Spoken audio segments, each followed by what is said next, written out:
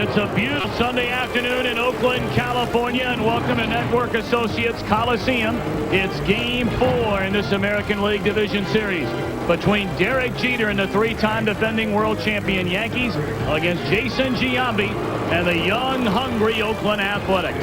And a pleasant good afternoon to you. Alongside Steve Lyons, I'm Tom Brenneman. Welcome to Playoff Baseball on Fox. Yesterday, facing elimination, Joe Torre made some lineup changes. Today, again, facing elimination, he's gone back to old reliable at 3 different spots. Yes, he did, and that starts with his starting pitcher. Orlando Hernandez is back on the mound, but he doesn't know which El Duque he's going to get. Is it going to be the regular season guy where he was 4-7, or does he get the postseason El Duque, 8-1, one of the most dominating pitchers in the postseason since he arrived on the scene? And plus, going back to the lineup, Paul O'Neill back in right field, Dave Justice, the lefties back in the lineup, trying to recapture some of that magic of the old championships past. In the first 3 games, the A's have thrown Mark Mulder. They've thrown Tim Hudson. And last night, Barry Zito. Who in the world is Cory Lidle? Well, I'll tell you what, the New York Yankees know who Cory Lidle is. This is a guy who's a bulldog on the mound. He throws a lot of strikes, and he's won 12 games since the start of July. He's going to be around the plate, and as long as he's getting ground ball outs, he's doing his job. Pressure. More on the Yankees or the Athletics? I think absolutely more pressure on the Yankees. They got to win or else they go home. But a little more pressure now on the Oakland Athletics because they do not want a Game 5 back in New York where it's very tough to win ball games.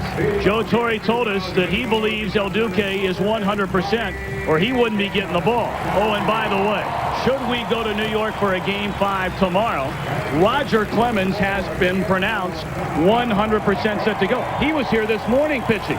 Threw off the mound, went back home. He's probably on his way to New York as we speak. He's healthy enough to get it done for the Yankees in Game 5 if they have to go there.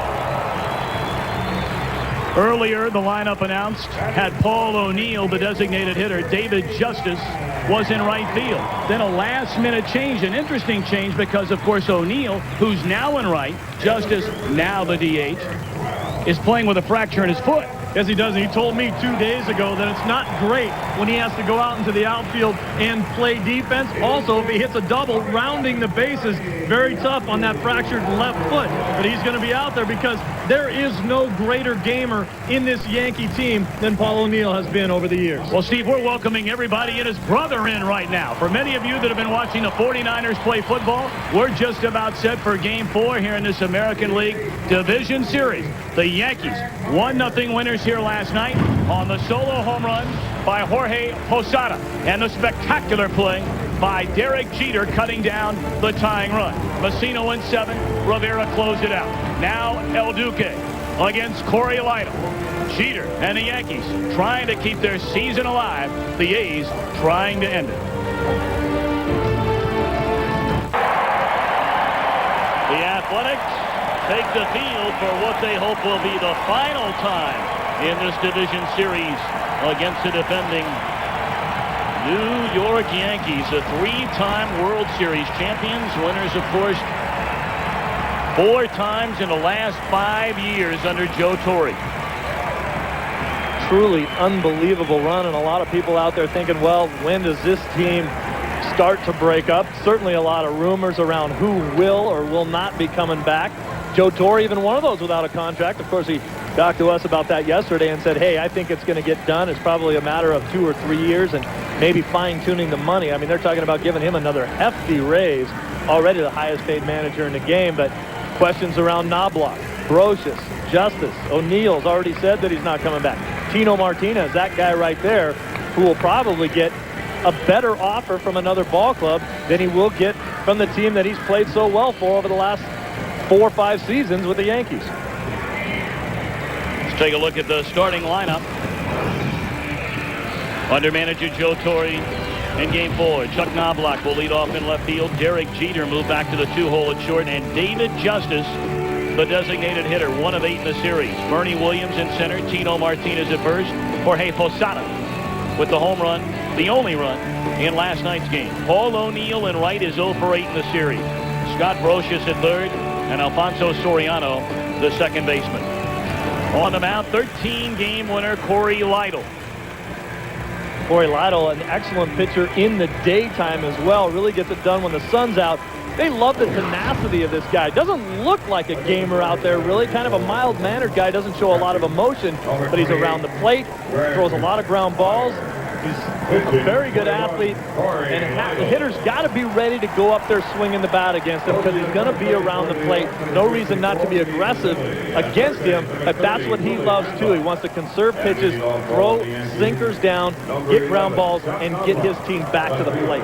Lidle, a high school teammate of Jason Giambi at South Hills, California High School. It's been a long road for Cory Lidle to get here as a Game 4 starter in this American League Division Series. We'll chronicle his travels throughout the game. Knobloch to lead it off. 3 of 12 in the series with a run batted in. First pitch fastball, strike one, says home plate umpire Jerry Lane, and we are underway. How about a couple plays that Knobloch made in last night's ball game that a lot of people forgot about? Great play on a foul ball down the line, and then in a gapper that if it gets by him, a run scores. And there's a floater in the center field, and Knobloch with a base hit to open the Yankee first inning. And keep an eye on Knobloch. Joe Torre told us yesterday he plans on being very aggressive, and Knobloch with 38 steals. Well, this is the type of ball that Lidle's going to be looking for. Didn't quite get that in enough. He still jams Knobloch, but Knobloch, nice swing, puts the bat head through the strike zone. Ball gets in on him a little bit. It's just a little doinker into center field.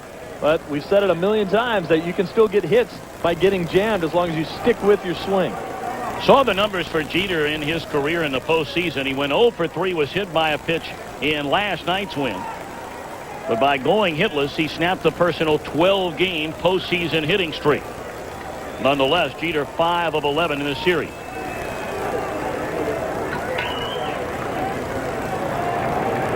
Squares to bunt, and a breaking ball is taken outside. Apparently Jeter did not offer through the pitch, ball one. And you talk about Jeter's offensive success and the 12-game hit streak and what he's done in the postseason period. You always talk offense. Jeter preserved the victory for them last night with his glove, and an unbelievable play to cut down the tying run at home.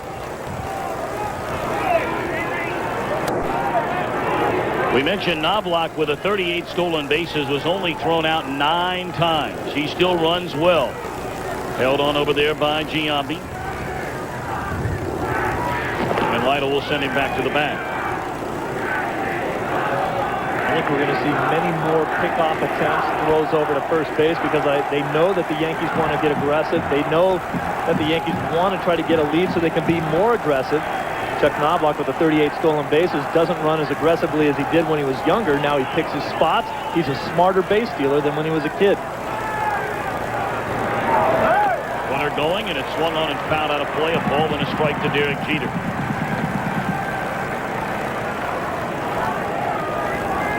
For Lidle, this is his first career postseason start. 12 of his 13 wins this year came after July the 1st. 12-2, as Steve mentioned, with an outstanding 2.7 ERA. And over the final 15 outings, he only gave up 6 home runs. And the league, as you see, hit just 225.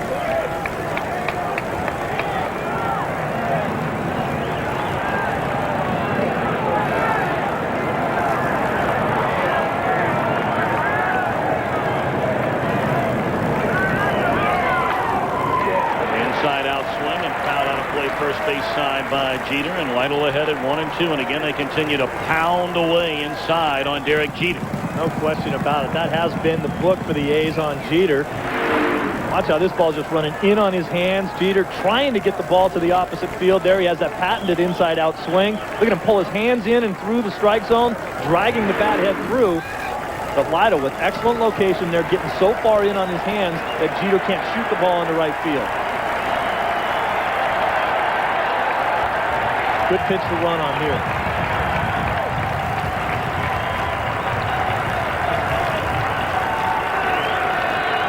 One-two pitch, Knobloch not going, and a ground ball down to third. That is a foul ball, not by much.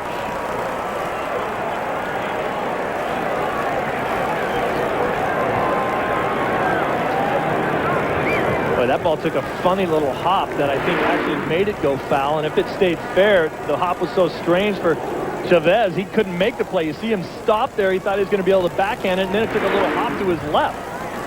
That's a fair ball. He can't get it.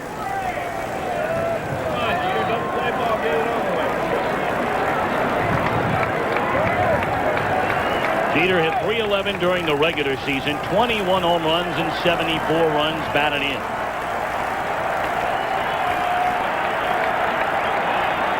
Lidle wants to strike out. He generally goes to the split finger, which is a good pitch to run on. We welcome those of you who are watching the Tennessee Titans get their first victory of the season, winning at Tampa Bay. 31-28 the final in that one. They were my pick to win that one. I knew that. Yes. Still undefeated on the season. Mind-boggling.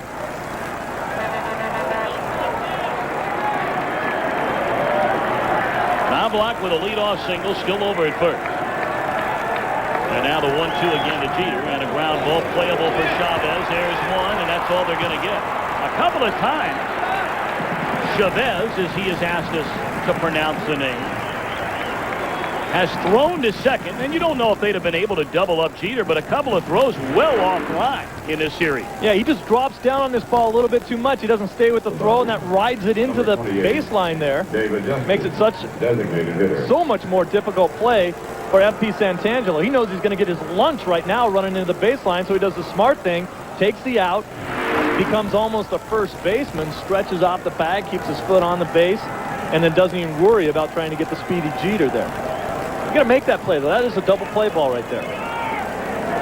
Well, let's see if the Yankees can take advantage of that poor throw by Chavez in what could have been a double play. David Justice with Jeter over at first and one away. Justice 1 of 8 in the series, has struck out 3 of the 8 at bat. Jeter started and stopped, breaking ball in there, a strike. Justice told me earlier today he's going to use his first at-bat to really see how they're going to try to pitch him. He's going to be up there trying to take some pitches. He says, look, over the last month of the season, for me, things haven't gone well. When I had good at-bats, I came up empty. And when I got bad at-bats, I couldn't even eke out a hit. But he said, you know what? Nothing matters except today.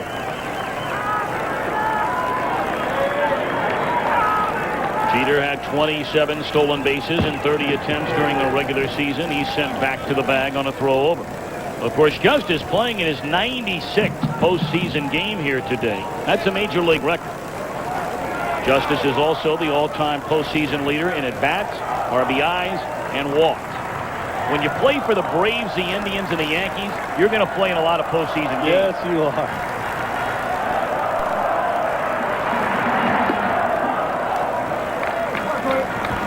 Early on, Tommy, I'm a little surprised that the Yankee hitters at the top of the lineup aren't challenging Greg Myers. Myers has a nice quick release back there, the veteran catcher that's catching for the A's today. But Joe Torre said he wanted his team to be aggressive.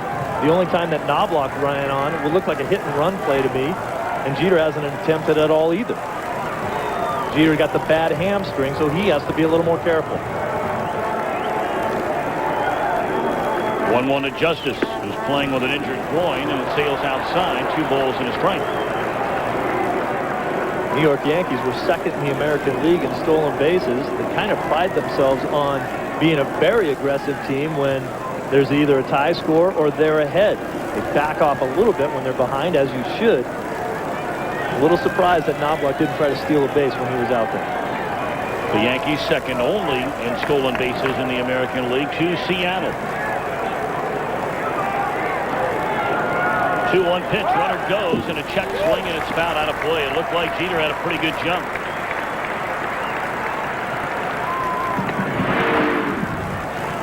As soon as the leg lifts up, Jeter with the crossover step. Excellent to see for young kids out there that watch the correct way to steal a base. Cross that left foot over the right so you don't waste the step. It's your quickest route to second base. We've seen Jeter play for a long time now, and there just is not an aspect of the game that the kid doesn't do right. I still can't believe that play last night. Unbelievable. 2-2 to David Justice, and Lidle turns it loose, and it's outside. 3 balls, 2 strikes, and you figure Jeter's running here. I talked to Derek again today. I tried to call him a liar. I said, there is no way you're supposed to be over there to make that play. He goes, yeah. He goes, you know, occasionally we'll do it. We don't get to do it very often at home because, the right field line's so short. But he said, I have a lot of responsibility there. I have to go to second base if it's not a sure double. Then I have to be a cutoff man if they're going to third. And then if I see all that's not going to happen, I start sneaking over there. And when he overthrew everybody, I just had to be there. 3-2, Jeter goes, and it's popped up. Playable behind the second base bag. F.P. Santangelo is there. 2 gone in the inning. Take a look at the Athletics defensively. A couple of changes from last night. Same outfield, Long, Damon, and Dye, left, center, and right. The same left side of Chavez and Tejada. But Santangelo getting his 17th start of the year at second base. Giambi at first. Lidle on the mound. And we told you, Greg Myers getting his first start of the series behind the plate.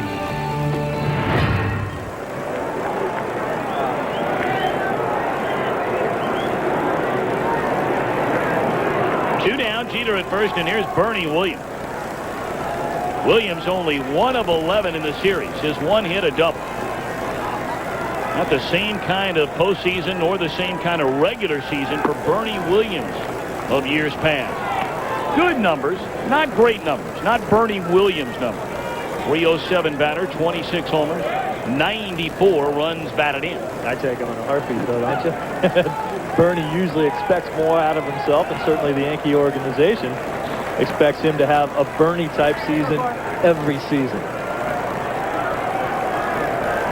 1-0 pitch from Lidle, and it stays high and away. The Yankees are hoping the big fellas, if you will, right in the heart of that lineup can get things turned around. Only 2 hits and 38 at bats. Well, that's, you can talk all you want about how these guys aren't producing, but sooner or later you have to get around to the other side of the ball and say that the pitching for the Oakland A's has been unbelievably outstanding.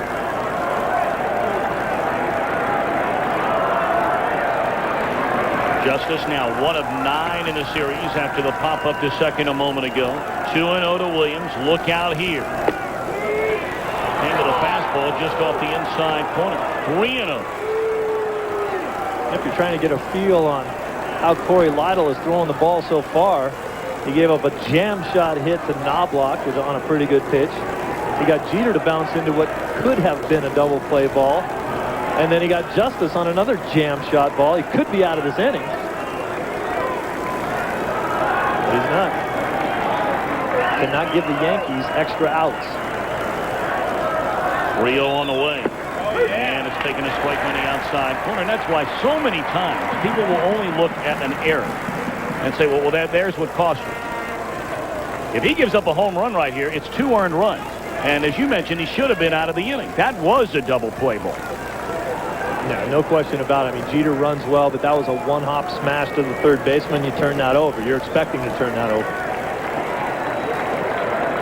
Lidle so far, though, has thrown the ball pretty much where he wants to. 3-1, Jeter going, and it's taken strike 2. Throw to second base. Jeter is out at second base. So Myers tested by Jeter on a 3-1 pitch. You wonder if somebody missed a sign right there. Throw right on the money, and the inning is over. Art Howe's Oakland A's won 102 games during the regular season. Good enough to get them in the playoffs as the wild card. And let's take a look at their starting lineup against Del Duque. Johnny Damon in center. Miguel Tejada the shortstop. Jason Giambi is at first. Jermaine Dye in right. Terrence Long moved up to the 5 spot and left. And Jeremy Giambi, the designated hitter. Eric Chavez dropped to the number 7 spot. Greg Myers catching. F.P. Santangelo at second. Orlando Hernandez, an injury-plagued 2001 campaign. I tell you what, this guy is not the same pitcher that we've seen. You look at the numbers, 4 and 7 on the season. Let's get a scouting report on him. He has got to get inside on the left-handed hitters. Lefties hit 278 against him. His success because of that is going to depend on the changeup. Get inside on the lefties and then change speeds with them. And will the real El Duque please stand up? Because that's certainly what the Yankees need to see. The 8-1 career postseason El Duque. Oh, Hernandez's problem started in spring training when he had soreness in his elbow. Then he had his big toe operated on, missed 2.5 months, nearly 3 months of the season. Lost 8 in a row, did not win for the first time until the first day of September. His final outing of the year after complaining of a tired arm came in relief. He got a win. As that one's inside to Damon, he checked his swing, and Steve Ripley on the appeal said he didn't go around. But he threw well enough in relief against Tampa Bay the final day of the season that Joe Torre felt he was ready to go.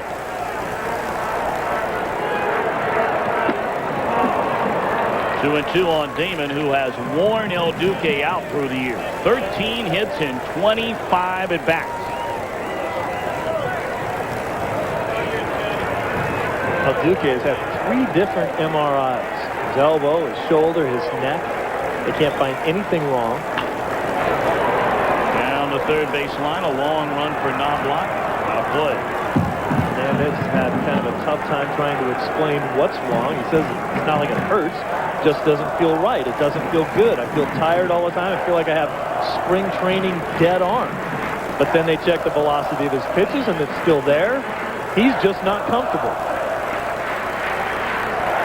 But Torre said he's 100%. Again, crowd back out of play. I loved the line Art Howe gave us about El Duque. He said it's a cloak and dagger situation. You just don't know. Is he healthy? Is he not healthy? Will he be effective? Not effective? Will he be the El Duque that's been tearing everybody up through the postseason over the last 3 years? We'll find out today.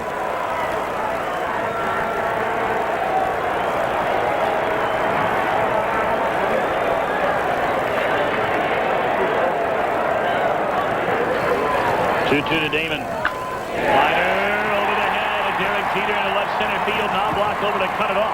Damon a big turn, and he'll stop right there with a base hit.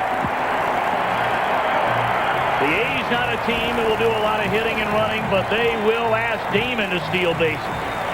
And we've seen Damon almost be cutting his swing off, almost letting go of that backhand a little early. See his backhand come off of that bat, but all he's trying to do is slice the ball into left field. Pretty good job of it. You see him release, just kind of flipping the ball into left field. He'll take about 4 of those kind of base hits today. Well, he had 4 of them in the series opener. Now Tejada. Only 2 hits and 13 at-bats in a series. Both hits doubles, and he's knocked in a run. Damon 27 stolen bases during the regular season, but was thrown out 12 times. Well, one of the things that Damon has talked about as to whether or not he will re-sign here with the Oakland Athletics is that he's used to very hot, humid weather. Florida, Kansas City. Says it took him a long time to break a sweat here. He's the kind of guy that loves to be dripping wet when he's out there playing, and it was an adjustment for him here. Well, it's hot today. Shouldn't have any problem breaking a sweat, and if you can't break a sweat in a game that if you lose you have to go back into New York and play them again, you're not human. Yeah, the only guy who doesn't break a sweat is you, big fella. Calm and cool. It's a lot of makeup. It's a lot of makeup.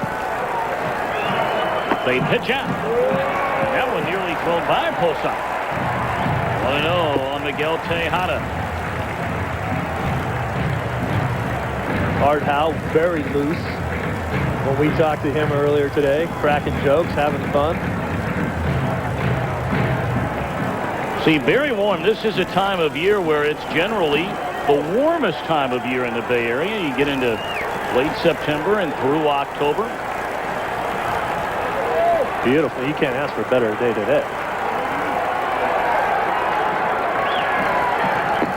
Big breaking ball by Hernandez in there, strike. 1-1 on Tejada, who during the regular season broke his own franchise record with 31 home runs, fell 2 RBI short of matching his franchise record of 113 runs batted in by a shortstop.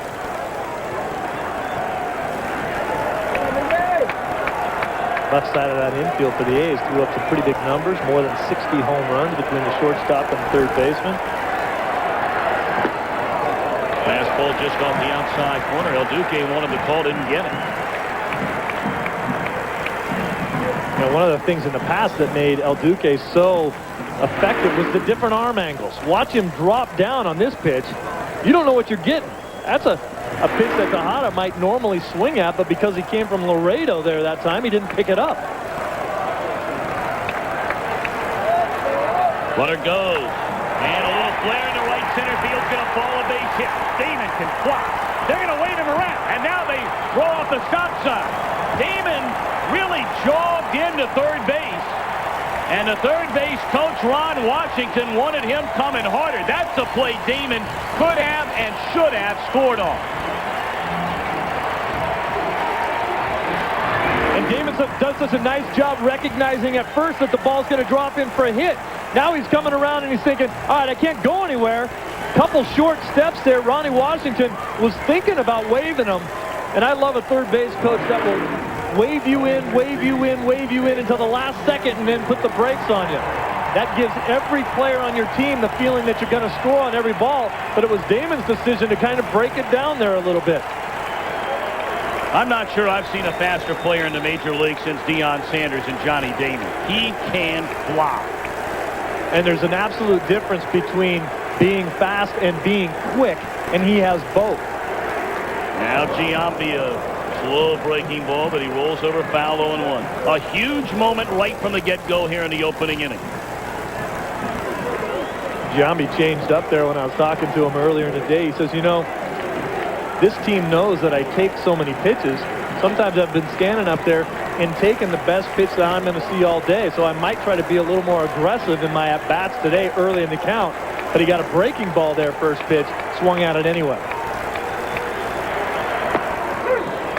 Good fastball on the inside corner. Giambi disagreed, so did the crowd. This is the pitch that Jason wishes he saw on the first pitch. He can turn that one around if he's looking for it. The A's in this series are 0 for 23 with runners in scoring position. Giambi's never had a hit against El Duque. Fastball away. Of those 23 at-bats, Giambi's only come up there once with a runner in scoring position in a series. He hit .354 in these situations during the regular year. And I'll tell you what, if the series score wasn't 2-1 Athletics, that 0 for 23 would be the big story of this series. 1-2 pitch. Hopped it up. Playable for Brocious in foul territory. What a big out that is for El Duque and the Yankees, and the woes continue for the Athletics with runners in scoring position. And you figure Giambi's going to do at least enough to get this ball into the outfield, but this is a late breaker right there on Giambi, and he goes down and tries to lift it. And he knows at this point, when you foul a ball off here in Oakland, you're out. There is so much foul ground here. Look at all the area, all of this area out here. If you put a ball out there, you're just out. Someone's going to run it down. Same thing on the first base side. Tons of room behind the catcher. A lot of hitters don't like that. You get a little piece of a ball and foul it off, you want to be able to stay alive. Now Jermaine Dye, a .282 hitter during the regular season, 26 home runs, 106 batted in. He takes high, ball 1. Dye 3 of 11 in the series, has a pair of doubles, has walked twice. Dye was a member of that Atlanta Braves team back in 1996 that took a 2-0 lead over the Yankees in Yankee Stadium in the World Series, only to watch the Yanks go to Atlanta, win 3 straight, and finish them off in the Bronx. If there's anybody on this Oakland team that knows if you have them down, you better put them down, it's Jermaine Dye. You got that right. He's been so impressive in this series. Just you watch his at-bats, and for a big guy who you would think would have the tendency to try to pull everything to left field, he pulled it into the gap last night in right center field, and you get the idea that that's the way he thinks. Stay inside the ball and hit the ball over the second baseman's head. That one almost hitter. Guy, of course, began the year with Kansas City and then came over in that three-way trade also involving Colorado. Same number of home runs, but 59 runs batted in 61 games as an Oakland Athletic.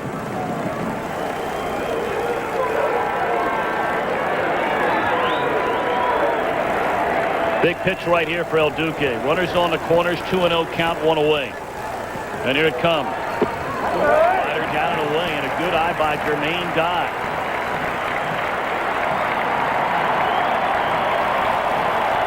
The way the Yankees have swung the bats in this series, you get the feeling if Oakland jumps out 2, 3, 4 runs ahead early on, they could be in big-time trouble. Especially if Lidle continues to throw ground balls.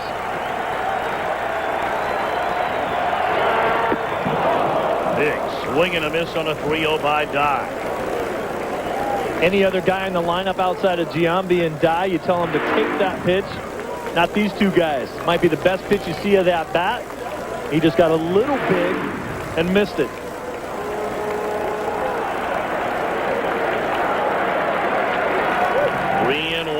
To Jermaine Dye, and El Duque delivers. Popped it up. This will not get the run in. Jeter shading his eyes from the sun. 2 away in the inning. And the A's now 0 for 25 with runners in scoring position in the series. 3-1 pitch, you got to get a better pitch to swing. This ball's tailing in on the hands of Dye. You see the way he swung at that ball, tried to bring his hands in and try to keep the ball fair, and popped it straight up. The batter, number 12, Terrence Long.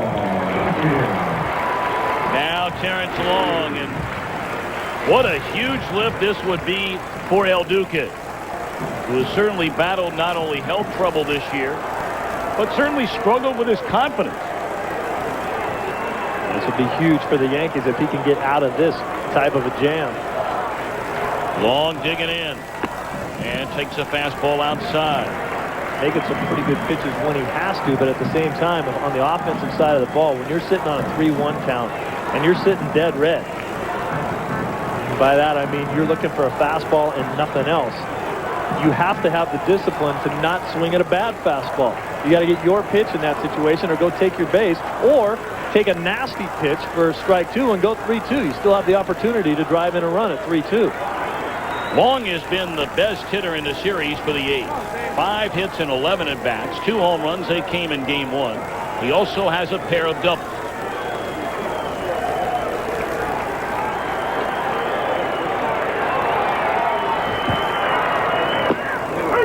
Breaking ball on the inside corner, knee high, to even a count at a ball and a strike. Orlando Hernandez became the first pitcher in history to win his first 8 decisions in the postseason. He didn't lose until Game 3 of the World Series last year at Shea Stadium against the Mets, and trying to pitch out of a big-time jam here in the opening inning today. 2-1.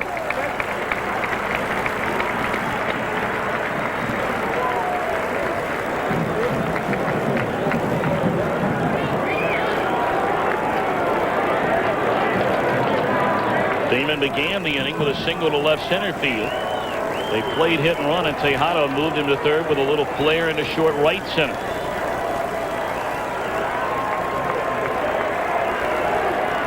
Not a bad count here, 2-1 to get guys in motion, get Tejada running. If you get a base hit, you might score him from first base. Fairly decent hitter's count.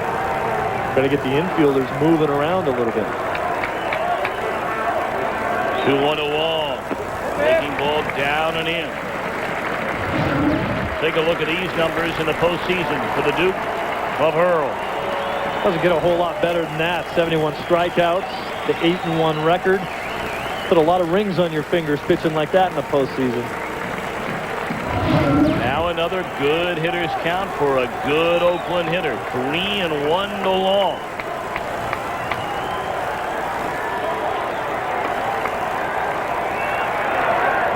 Ball 4, and they're loaded for Jeremy Giambi. He didn't want any of them. No. Didn't care if he walked long in this situation.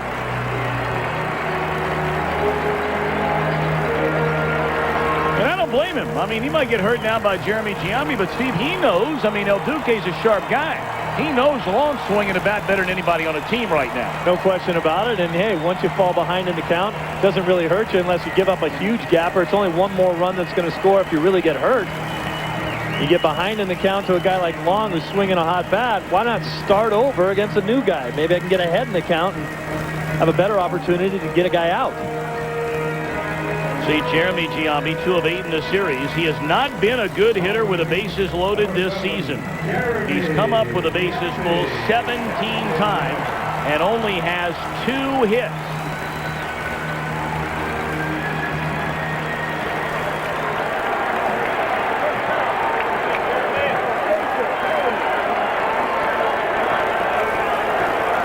Right, I think if you're any left-handed hitter here against Hernandez, the pitch you got to be looking for is a fastball on the inner half of the plate and be ready for that pitch.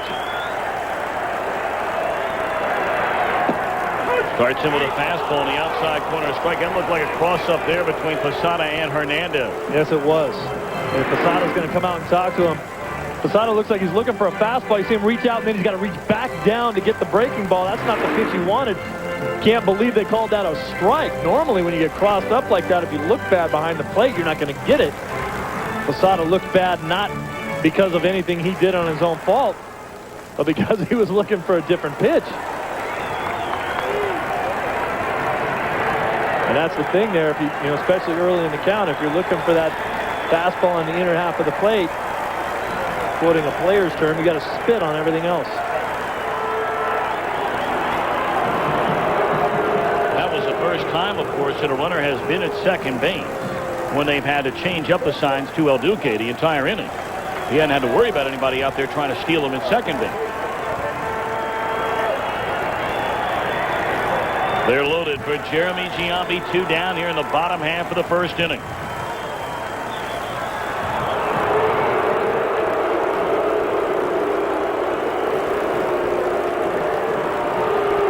He's being very, very careful with his pitch selection. I don't think he hasn't figured it out. I think Posada's flashing the signs. He may have had to change the sequence. Here comes Mel Stottlemyre out there now to see if they can all get on the same page. I think El Duque is a little confused as to what pitch he's really going to be throwing. He goes into his stretch and says, wait, I'm throwing a fastball. I'm pretty sure I'm supposed to throw a fastball here. Maybe I better step off and figure it out. It's like when you talk to quarterbacks and they say, well, I know I just told the guys what the snap count was, but I don't even remember. what was it?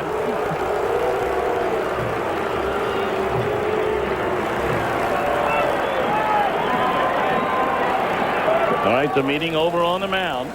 The bases are loaded here in the A's opening inning. Damon, Tejada, and Long aboard. Jeremy Giambi, the batter. 0-1 the count. 1-1. Off-speed pitch blown away.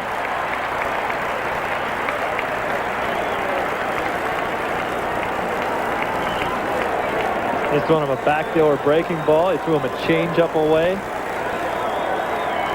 I tell you, I still think my best opportunity as a hitter right there. Still look for a fastball in from Orlando. There it was. And it's called a strike. Well, very early on, Jerry Lane with left-handed batters up there calling that inside fastball. And if he's missing it all, which that one looked like it caught the corner, he's not missing by much, and he's putting it where he wants to. But did a pretty good job of setting Giambi up, throwing balls away, and then he came right in there, and you're not looking for it. 2-2. Now, if you're Giambi, don't you figure this is the pitch he's got to make something happen rather than running the count full? He doesn't want to go 3-2. He doesn't want all the runners out there in motion.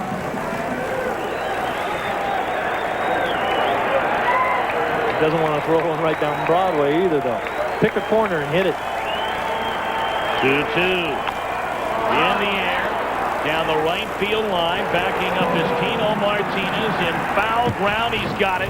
And El Duque works out of runners on the corners with nobody out as the A's fail to score in the opening inning. Series on Fox is brought to you by Charles Schwab. Expert advice that's objective, uncomplicated, and not driven by commission. And by Wendy's Bacon Mushroom Melt. When you gotta have one, you gotta have one.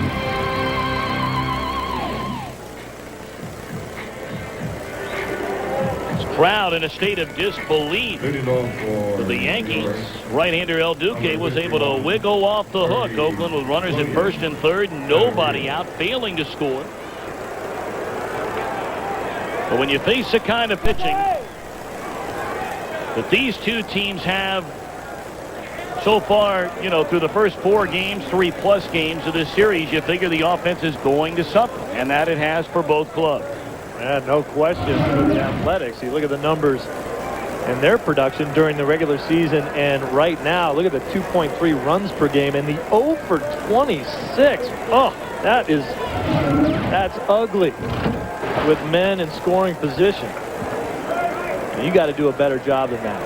They have the heart of their order coming up. Last time they didn't swing at particularly good pitches, and you know, I'm hesitant to give pitchers credit because I wasn't one and I couldn't hit them. But at the same time, come on, you got to drive in a run. You bring the heart of your order up there with guys on first and third and nobody out. You have to score a run at least. Well, Cory Lidle now facing Bernie Williams. Williams was at the plate, and Derek Jeter was thrown out trying to steal second base, ending the opening inning. 1-1 to Bernie Williams. He'll be followed by Tino Martinez and then Jorge Posada. Seattle is tied Cleveland, and the Mariners batting in the 7th inning, a 1-1 game. Freddie Garcia against Bartolo Colon. The Mariners, after winning 116 games during the regular year, trying to send it back to Safeco Field for Game 5 tomorrow.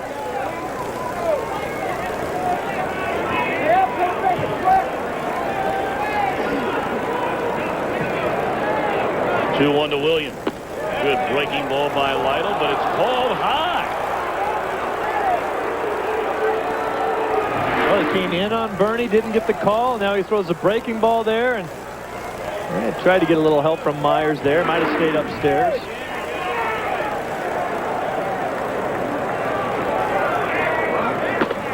Ball 4 to Bernie Williams. I think Lidle's a little upset, and I don't blame him with Jerry Lane. El Duque was given a couple of calls there in the bottom of the first that were borderline pitches at best. Lidle throws 2 of them in this at bat to Williams and doesn't get either one. I think that last pitch was a little sign of frustration. Just kind of winged it up there. Ball tailed way out of the strike zone. I want to put Bernie Williams on the base. Here's Lidle saying, you know what? Geez, give me a little help here. Just kind of winged that one. Got a lot of movement away and up and out of the strike zone, and says, I got to start over to the next guy.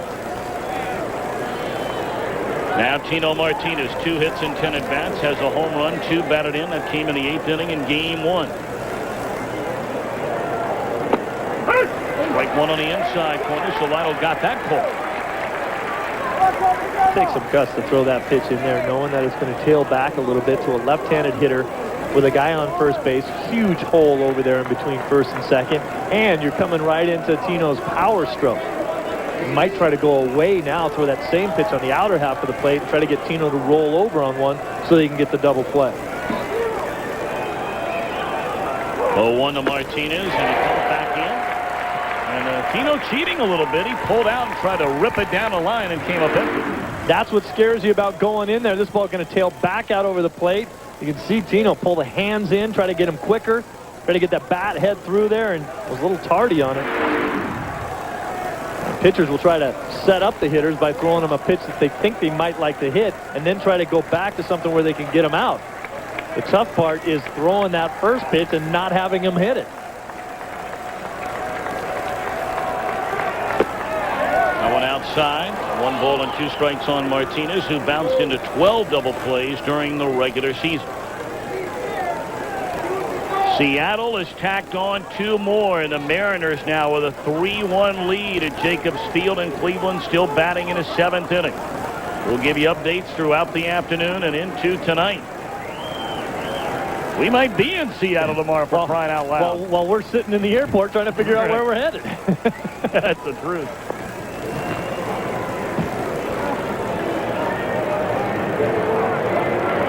Chasing a game. We went to 4 cities in one day 2 years ago. and never found a game. Well, we'll find one this year. They're hoping to have, of course, Yankee fans are, Game 5 tomorrow in the Bronx. A little bit low, and the Athletics fans, they don't even want to think about that. The Mariners are hoping to get it back tomorrow for Game 5 in Seattle. The A's players had to bring their bags packed and ready to go to the ballpark today. Either to go to New York or work out here tomorrow. And should the Mariners play in a Game 5, figure out if they have to go to Seattle or go to Cleveland. On the ground, knocked down by Giambi. It rolls over to second, heads up play by Santangelo, and they get the out on Martinez. That's the old patented 3-4-3 play. Giambi knocks it down. Very close to being a foul ball. The umpire right on top of the play. Giambi gets his glove on it. Kick saves it over to FP Santangelo, who does a nice job of staying with it. Bare hands it and gets it back over to Jason. Sometimes they bounce right for you. That ball kicks any other place. Number one, it remains a fair ball, and Tino's safe, and you're looking at first and second. Now Jorge Posada. Posada accounted for the only run of the game here last night. A solo blast to left center field of Barry Zito, and that one rolled foul. Of his 22 home runs during the regular year, only 5 came batting right-handed. Yeah, he told me he was much more comfortable hitting left-handed because he's had so many more at-bats left-handed. He says if I go through a string where I'm getting a lot of right-handed at-bats, I feel a lot better, but he didn't let you know that he was feeling too uncomfortable with that hack. Zito in the dugout for the Oakland A's. The one mistake of the game. Bernie Williams in scoring position with 1 out, and it's taken down and into Posada. 1 ball, 1 strike. The Yankees have not done well with runners in scoring position. Only 1 hit in 14 at bats.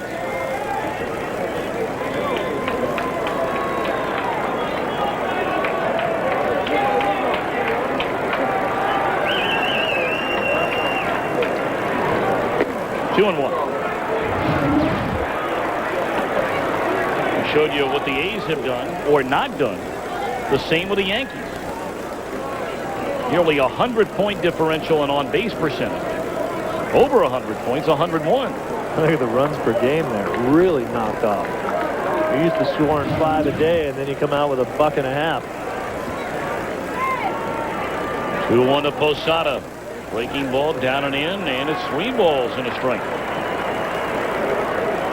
Lidle's really struggling right now with the command of his breaking pitches. He's got a curveball and a split finger. He usually throws the split if he's got a chance to really get a strikeout or if he really needs someone to bounce into a double play ball. He's got pretty good command of that sinker, running it in and out. Right now, if you're one of the Yankee hitters, you try to sit on that sinker knowing that he can't throw anything else for a strike, or at least at this point, he's really got to try to find that release point. 3-1 to Posada, and the breaking ball is high, and again he can't find that release point, and it's ball 4. Only the second walk, already the second walk I should say, by Lidle, who's known for having very good control. Let's go quickly to Jeannie Zelasco. Hi, Jeannie. Hi, Tom. At Cleveland, it is do or die for Seattle, and Ichiro is in the do mode. Top 7. The club's tied up. Ichiro singles in the go-ahead run. Seattle with a 2-1 lead. Of course, the big game tonight at Arizona. Don't forget, Kurt Schilling versus Matt Morris. A trip to the NLCS on the line, Tom. All right, Jeannie, thank you very much. Here, no score with the Yankees batting in the top half of the second inning. A pair of walks issued by Lidle. 2 on, 1 out for Paul O'Neill. O'Neill 0 for 8 in the series. Did not play here yesterday.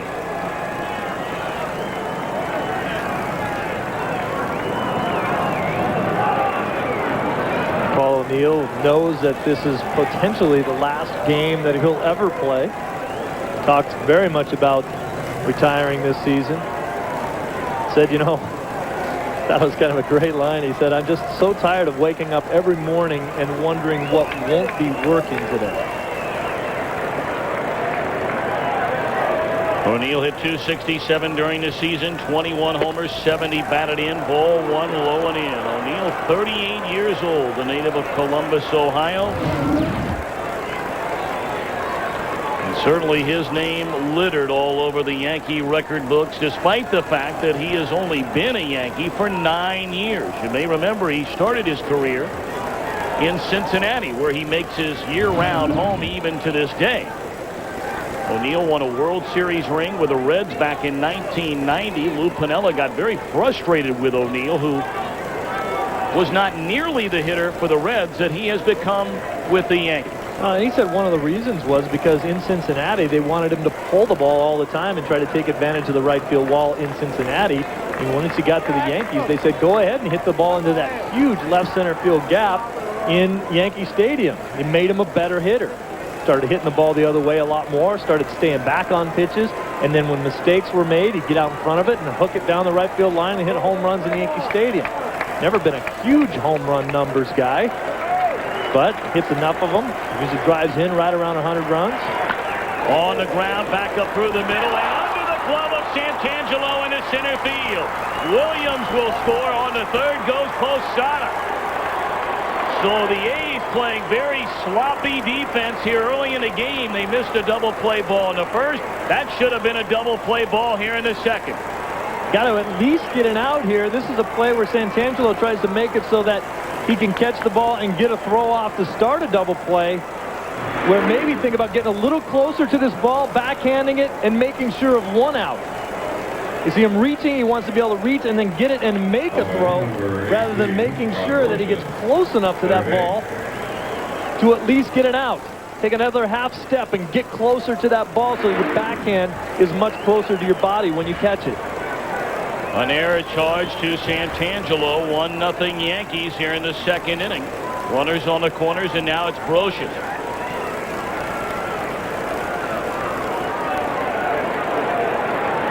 Brocious hitless in 11 at-bats in this series. And a number by the mound. And they're going to get the out at first base, but another run scored.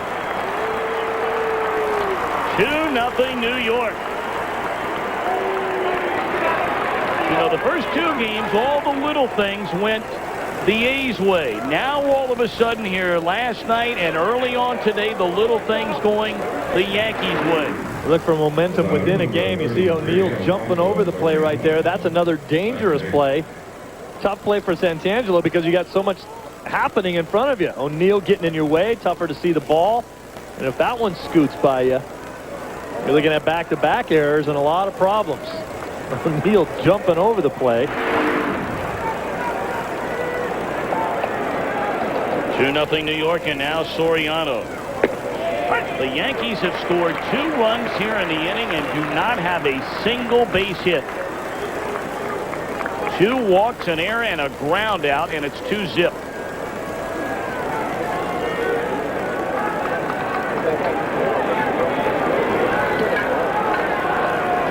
Go for it. 0-1 to Soriano.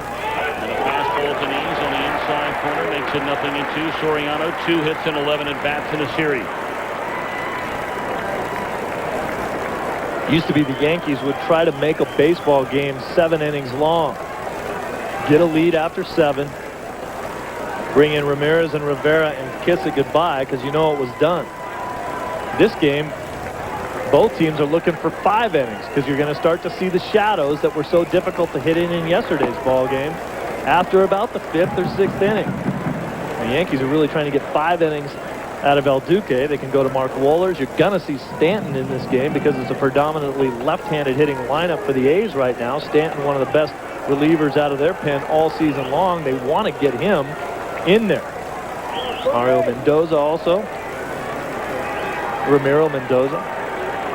1-2 the count, and a one-hopper at the shortstop Tejada. And the inning is over. 2 runs, 2 walks, an error, and 1 left. The A's in a hole, trailing the Yanks 2-0. Fox. is brought to you by Energizer. Do you have the bunny inside? By Nissan. Nissan introduces the totally new V6 Ultima, the cure for the common car. And by Labor Ready, dependable temporary labor guaranteed. Third base. Coming up tonight on Fox at 7:30 Eastern, 4:30 Pacific. Game 5 in the National League Division Series between St. Louis and the Arizona Diamondbacks, presented by Budweiser. Kurt Schilling will get the ball for Arizona. A complete game shutout in Game 1. He outdueled Matt Morris, who will start it for the Redbirds. What a game that ought to be. You and I did that Game 1 in Arizona. Best game all year.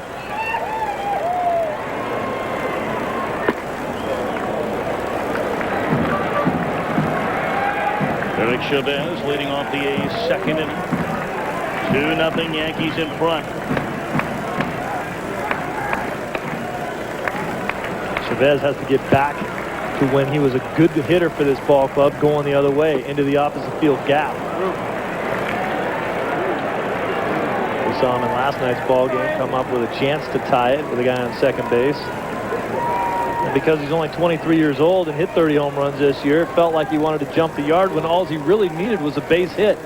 You got to get young players to think in those terms when they have a chance to be a big-time star. And that's what you're talking about. Shot it the other way. Base hit by Chavez. Well, Duque laboring here early. Made some huge pitches in that first inning. He's given up 3 hits. He's walked a batter of the first 7 he's faced. We asked Joe Torre about his health coming into this game. I had to see him on Sunday for him to make the postseason roster, because I couldn't very well send someone out there to pitch Game 4 not knowing if he was going to be able to pitch a game.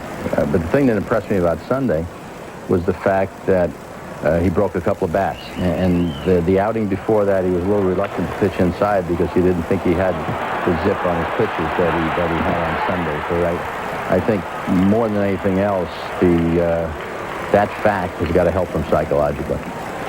Well, he keeps making the big pitches. Greg Myers bounces into the double play, and just like that, 2 down, nobody on. Yeah, this is the breaking ball, and we talked about it earlier in the game that he's got to be able to get inside. Tino with a quick turn inside to Jeter, and Jeter just come right back into your living room. Good strong throw. You can forget about it with Myers running. And Joe Torre was talking about Hernandez's ability to break bats, and what we talked about in the open is that he's got to get in on some of the left-handed hitters. Big breaking ball there. Strike 1 to Santangelo.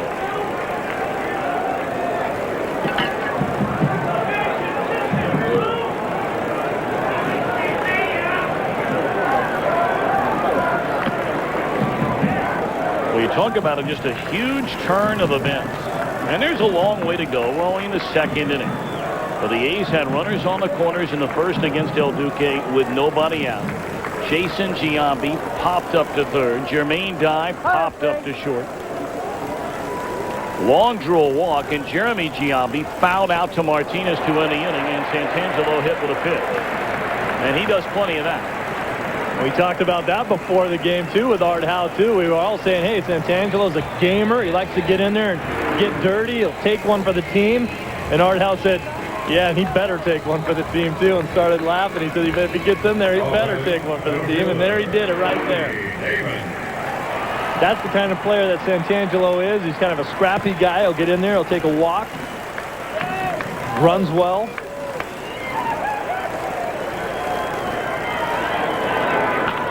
That ball hammered by Damon, foul. Art Howe said, F.P. Santangelo is my Louis Soho. The Yankees, the good luck charm. Santangelo, when he's in the lineup, the Athletics are 18-2. But, of course, Santangelo, the early misplay here in the top of the second inning, opening the door to a pair of runs. Snap throw down the first, and a very nice play blocking that throw in the dirt by Posada. Tino Martinez able to make sure he had it covered up.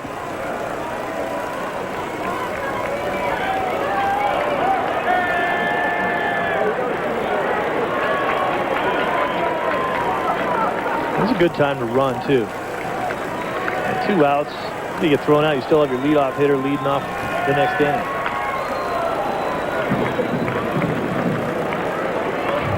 You know, you and I have seen so many National League games or American League teams this season that will run. I mean, outside of Johnny Damon, and Art Howe's not bashful about it. They want nothing to do with a running game. I mean, nothing to do with it. He said, we have too many guys in this lineup that swing the kind of our philosophy around here, he told him. That one in the air to left field. Knobloch coming on, and that'll end the inning. One hit, one left. End of 2-0 Yankees. 2-0 Yankees lead it. In Game 4 of this American League Division Series, we head for the third inning on a beautiful Sunday afternoon. And Steve, getting back to what we were talking about when the second inning came to an end. You know, I think we're so programmed to seeing a number of teams in the National League especially, but the Yankees would be a perfect example. I mean, they're a National League-like team. They run a lot. They play small ball. I mean, Art Howe was looking at us like we were nuts when we were asking him earlier today, you know, did you think about maybe trying to play small ball for a run? He said, well, we haven't done it all year. We don't do it. And you know, there's a lot more teams getting back to the running game, too. I mean, stealing bases went out of vogue for about 5 or 6 years when people started hitting everything out of the ballpark. Even second baseman going deep 30 times, hitting balls out of the park the other way. If you look at the teams this year that are successful, a lot of them have gone back to having guys that can run. And guys that have started to turn around their teams from where they were in the past. And one team that jumps to mind is the Philadelphia Phillies, who were terrible before. This year they had about 3 or 4 guys that stole more than 20 bases, almost jumped into the playoffs. A lot of examples like that of guys that are starting to run more. But the A's philosophy is, we are going to make you work for every one of your outs. We're not going to run into an out. We're going to make you throw more pitches. We're very patient at the plate, but when we do get a pitch to hit, we're going to hit the ball into the gaps, and we're not going to run ourselves out of innings.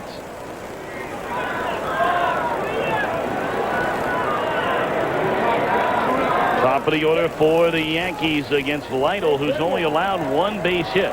He's walked 2, and both guys he walked scored an inning ago. Good change up there. 1-2 the count on Knobloch, who will be followed by Jeter and Justice. Good sign for Lidle to find the feel of the breaking pitches again. Grounded.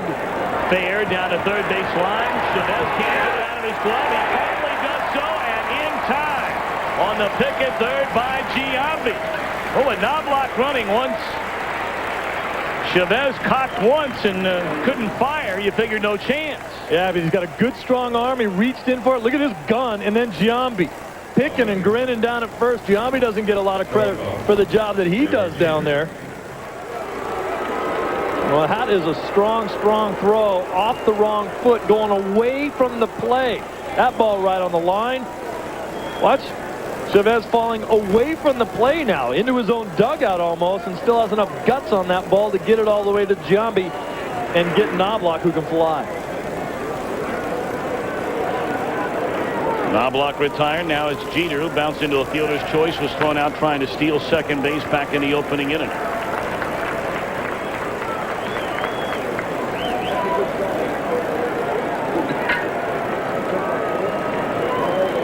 Boy, Jeter knows exactly what these guys are going to try to do. They have been in his kitchen this entire series. He's been getting some hits, but they are living in there. That one lined into left center field, a base hit by Jeter. And Jeter, who went 0 for 3 in last night's game after picking up hits in each of the first 2 games of the series, has a base hit in his second at bat today. See, this one doesn't get inside. I was actually looking for that one to be away, and then watch Jeter. You wonder why he gets so many hits? Look at this. That is tremendous balance. We talk about that a lot. His head down on the ball, hands inside the ball, and then just throwing that ball into center field. Didn't hit it a ton, didn't hit it off a wall anywhere, but just did what he had to do to get base hits for this team. Jeter thrown out trying to steal second base by Myers in the opening inning. Let's see if he's running again. David Justice, the batter, he popped up his first time up. Strike one.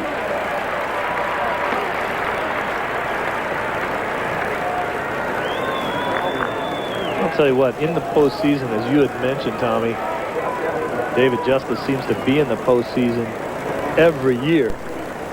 I have never seen anyone get pitched tougher than David Justice does.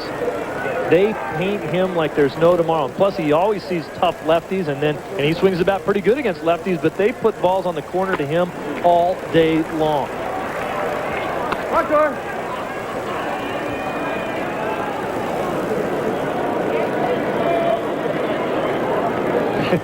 I was talking to Justice about that yesterday. I said, man, I'll tell you, they really pitch you tough in the playoffs. And he said, yeah, you're right. Can you make them stop? No luck, David.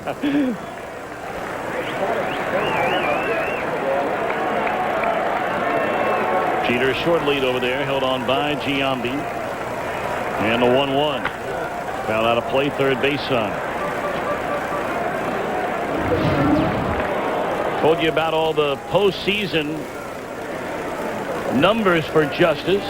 The all-time leader, as we mentioned, in games, RBIs, walks, 13 homers, has scored 47 runs. He was around when the Braves began what has been a remarkable run, moved on to Cleveland, then came to the Yankees. Everywhere he went, teams played in October.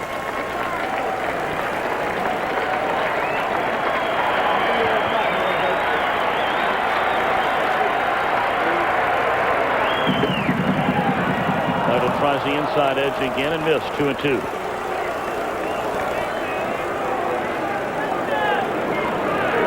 Even in this at-bat, first called strike to Justice.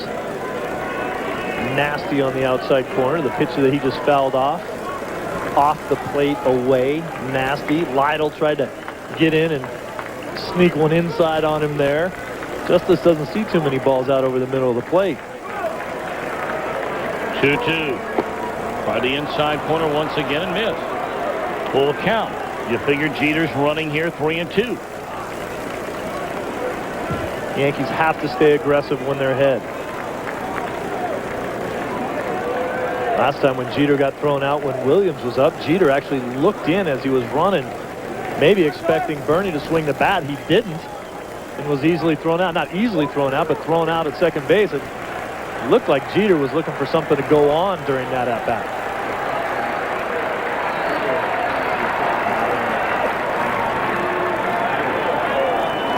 Take a look at that play when Jeter got thrown out in the first inning. You see him take a pick in there. And then he gets thrown out, and he's thinking, wow, that was a 3-1 pitch. I'm thinking Bernie might be hacking. Myers threw him out.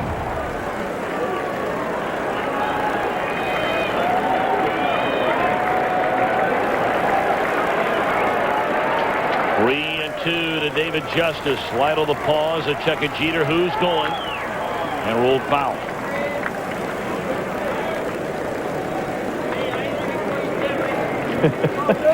Jeter gets down to Tejada and says, you know, hey, I wish when I ran, someone would just put the ball in play. Jeter's what, like 25 now? He's getting old. I don't want to have to run all the way down here and run all the way back to first base. Man, this has been a long season. I'm in the playoffs every year. I've played an extra entire season at my age. Yeah, it'd be rough to beat Derek Jeter. Yeah, that would be a bad thing. Yeah, that'd really be tough. We should all be so unfortunate. See you later, DJ. 3-2. Swing, a foul tip in, and then out of the mid of Myers, so we'll do it again. Hard to believe the years have gone by. Jeter's actually now 27 years old. Oh, I missed a couple years.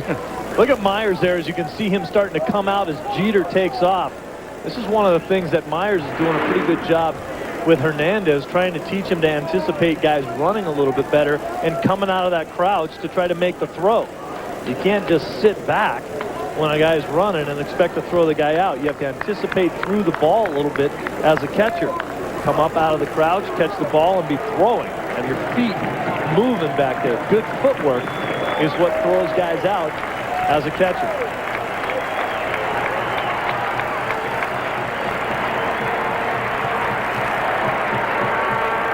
Another 3-2, and another foul ball by Justice, really making Lidle work. This is the kind of at-bat that sometimes you'll see get a guy turned around. A guy who's struggling, who's really having a hard time even getting deep into a count in any at-bat. And now all of a sudden Justice is running full and fouled off 3 pitches. Not hitting them hard, but he's hanging around. Because of that last inning, Lidle up to 54 pitches now. He's a workhorse, but you don't want him at that many pitches in the 3rd inning with just 1 out. Will be the 9th pitch in this at-bat. Talked about him being around the plate, throwing a lot of strikes. He wants you swinging the bat, but he wants you putting the ball in play too. And Justice draws the walk. Let's send it back to our studios in Los Angeles. Hi, Jeannie. Hi, Tom. Controversy in Cleveland. The count is 1-2 on Ellis Burks. Burks tries to check his swing. And look, the catcher misses the ball. So Burks goes to first. Meantime, here comes Lou Piniella saying, hey, wait a second. The ball hit the bat. That argument would fail. Setting up this. Travis Fryman up. Fielder's choice scores Juan Gonzalez. 3-2 Seattle. At that point, the top 8, Tom. Former Yankee right-hander Jeff Nelson going back to Seattle where his season began. And, of course, Lou Piniella, former Yankee. He did it all for the Yanks. Played there, coached there, managed there, was a broadcaster there, general manager there. A few former Yankees out there, aren't there? Some great ones, too.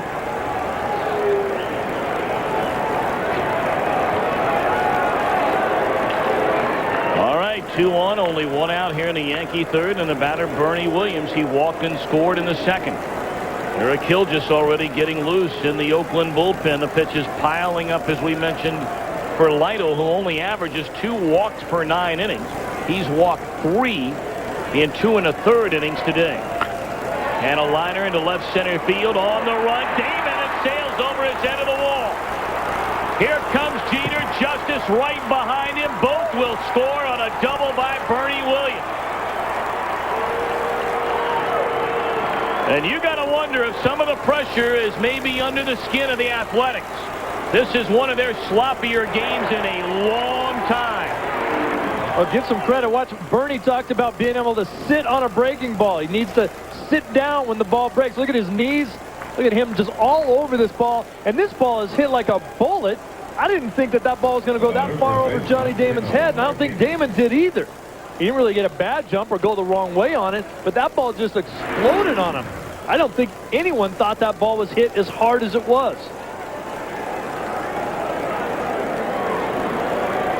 Now Rick Peterson, the Oakland pitching coach, will come out and visit with Cory Lidle. All of a sudden, the Yankees leading 4-0.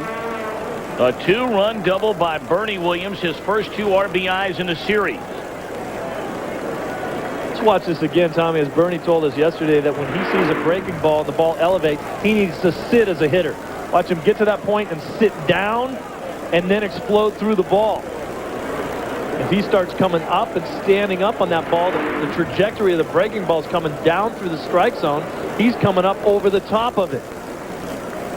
He said, my greatest ability as a hitter is to try to be able to recognize the difference in the pitch. And a curveball will always elevate out of a pitcher's hands. Tino Martinez bounced out his first time up. Williams leads at second, only 1 out. The Yanks trying to add to a 4-0 lead, and there's ball 1 inside.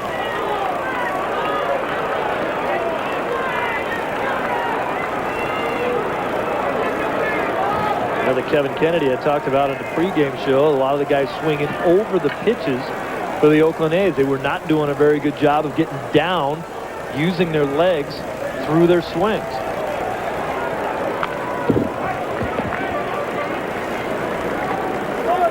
The Yankees have scored as many runs into the 3rd inning here today as they have scored in the entire series.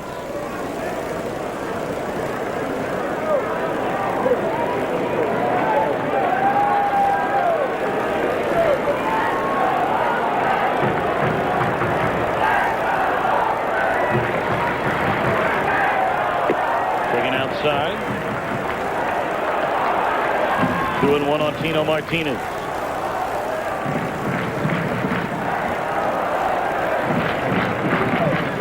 Mike Messina, El Duque. Messina gets a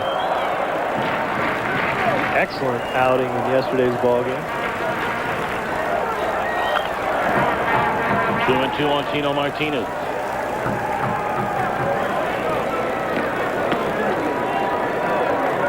I'll tell you, look at the score right now early in the game, just 4-0.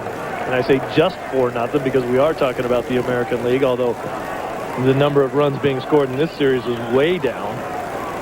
But El Duque at this point so far has not shown the type of command early on until he got in trouble in there, and then he shut him down. But I think there's still going to be more base runners as far as the Oakland A's are concerned in this game.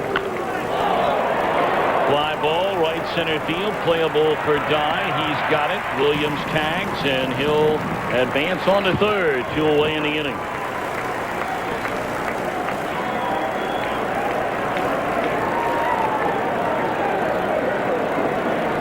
You know, Bernie Williams playing the classical guitar as he does.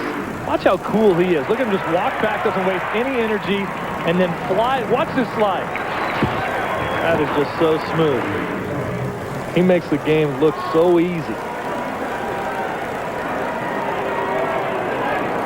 2 down, Williams at third, and now it's Posada. Posada walked and scored in the Yankees' second inning when New York took a 2-0 lead. They've tacked on 2 more here in the third inning against Lidle. Popped up into left field. Long battles his son, and the inning is over. 2 more runs for New York. Tejada, Giambi, and Dye coming up as the A's are trying to get back in it, trailing by 4 after the 2-run double from Bernie Williams. Game 4 in this American League Division Series. 4-0 Yankees coming up later at 7:30 Eastern, 4:30 Pacific. Game 5. The St. Louis Cardinals and the Arizona Diamondbacks tied at 2 games apiece. Kurt Schilling and Matt Morris will lock up for yet another duel in the desert. 1-0 Schilling out pitching Morris in game 1 of that series. Great ball game. Pair of 22-game winners, Morris and Schilling. I understand Randy Johnson would be available out of the Arizona bullpen, according to skipper Bob Brenly. See, this is the thing that El Duque has to try to avoid. Falling behind hitters after he's got the lead like this. That's what makes me feel like there's still some base runners to be had for the Oakland A's if he's going to continue to miss the strike zone. Off the hands and down the right field line into the corner. Tejada making a turn on his way to second base, and that's the way the A's start things here in the bottom of the third. And Tommy, that's the way they have to keep it going. The Oakland A's were 5th in the American League in home runs. They hit 199 of them. But this is what they need to do. Take a guy that's got 30 home runs and hit a bullet down the line and hit doubles all day long. Giambi told me the way that we have to score runs is get base runners and then pop a 3-run Johnson instead of everybody up there going there trying to hit solo shots. That's not the way we're going to get back into this game.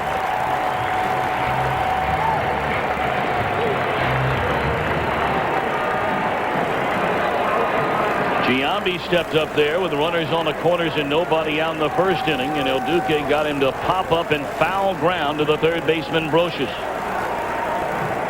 Giambi 2 of 11 in the series. Waking ball on the outside edge of strike. And again, that number continues to creep up on the A's. And you said it best, when you're ahead 2-0, nobody cares. When it's 2-1 and you're down by 4, they begin to make a big deal of it. 0 for 26 with runners in scoring position. I think you're going to see a much better at-bat out of Jason Giambi this time than he did with the guys in first and third with nobody out.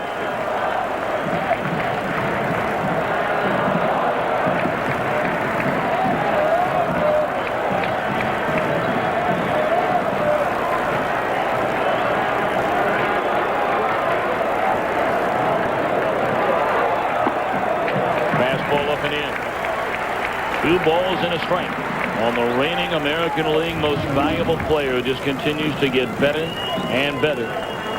The number's a little bit down this year as far as the home runs and runs batted in from last season, but he improved in a number of other categories. On base percentage, nearly 500. Now back out of play, and it's 2-2 on Giambi. Led the league in on base percentage and slugging percentage. And walks and doubles. And extra base hits, second in batting average, third in total bases, sixth in runs. Outside of that, he didn't do much. Everybody talked about how many times they walked Barry Bonds this season, and when Mark McGwire had the huge year in '98, how many times they walked him.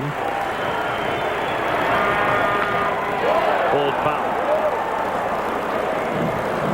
I thought an interesting stat given to me by our stat guru, Mark Wagner. Since 1999, nobody in baseball has walked more than Jason Giambi. So all those other guys can shut up and quit crying about how many times they get walked, because that's the guy right there that's been walked more than anybody.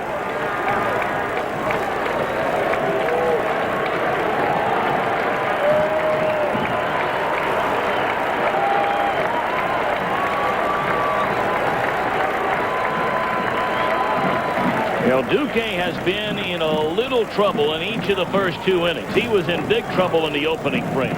Runners on the corners, nobody out. Came away unscathed when the A's left the bases loaded. 2-2 to Giambi. Check swing on a pitch down and in. He didn't go around. The count is full. Chavez led off the second inning against Hernandez with a single. But then El Duque got the double play ball. He hit Santangelo, retired Damon to end the inning. So of the first 9 batters he faced in the game, 5 of them reached base. And that's what makes you believe you're going to see some more guys on base. This game is not over with.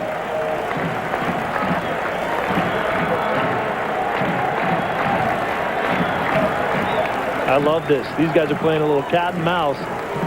It's what a lot of people talk about in the American League. Maybe that stretches the games out to be a little bit longer than some people would care to see. But this is Hernandez wanting to make sure that he makes the perfect pitch. And this is Giambi saying, "Man, I'm not going to let you just stand out there all day long and break my concentration." Again, he steps out. Well, but there gets to a point, doesn't it? I mean, it borders on ludicrous after a while. But Giambi right now, when we talk about what he means to this team, and after his last at-bat, after not producing, he wants to make sure he is absolutely ready to hit up there. And if he feels like El Duque is just standing out there and making him wait, he's going to step out and play that game too. That's what I meant more. And not necessarily blaming Giambi, but just all the time.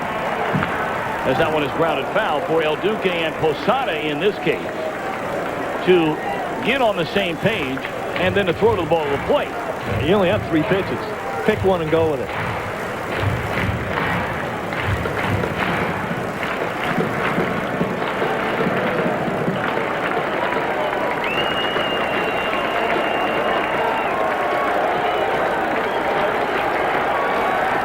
Three and 2 on Giambi with Tejada at second base. Fastball high, and that's ball 4. That's the kind of at-bat that Giambi was trying to work. Great at-bat, Tommy, for a couple reasons. Number one, you get another base runner on base. You have your leader at the plate. Let's check out how it happened. Nasty breaking ball away. Tried to come inside with a fastball and missed. Comes back in there and missed. Now ball 2. Back away. Giambi fouls it off. Inside, he pulls one down the line.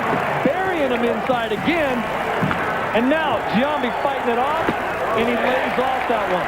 The other reason why that's such a great at-bat is it gets his crowd into it a little bit more. 4-0, take the crowd out of the game. They need these guys back in the game. And now your cleanup hitter, Jermaine Dye, digs in. Breaking ball too low. No activity in the Yankee bullpen. But Joe Torre told us before the game he would not hesitate to get into the pen early and often if need be.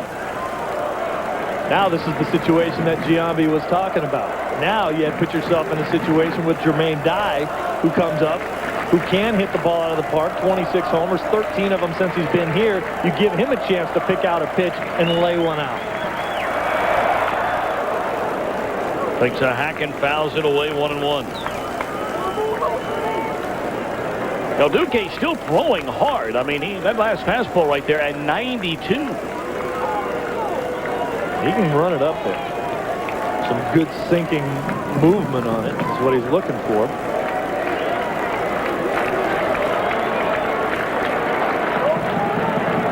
Guy 3 of 12 at the plate in a series. Well, that one off his foot or his knee, and that hurts. Right off his knee, it looked like. Hard sinker. When you go to swing at that thing, it just keeps running in on you. It's almost impossible to get your bat on it without golfing it. It hits off the inside part of your bat and comes straight at you. Watch how this ball sinks in on him. Whew. I might have got just below his knee on the inside part of his shin. Ooh, there's a whole lot of bone there, not a lot of muscle. That's in between the muscles. That's gotta hurt.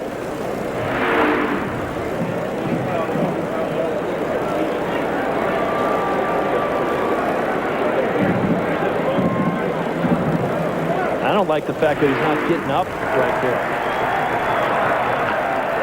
Whoa. Almost instantaneous sounded like it hit two bats. Well, a lot of times when you see a guy foul a ball off his foot or off his leg like that, he'll jump right back up and try to walk it off. It's scary to me that he's not getting up. Just now sitting up for the first time, although they're looking around the knee, maybe a little below the knee. Yeah, I think he got hit on the inside part of his leg, below the knee, top of his shin, if you will, I guess.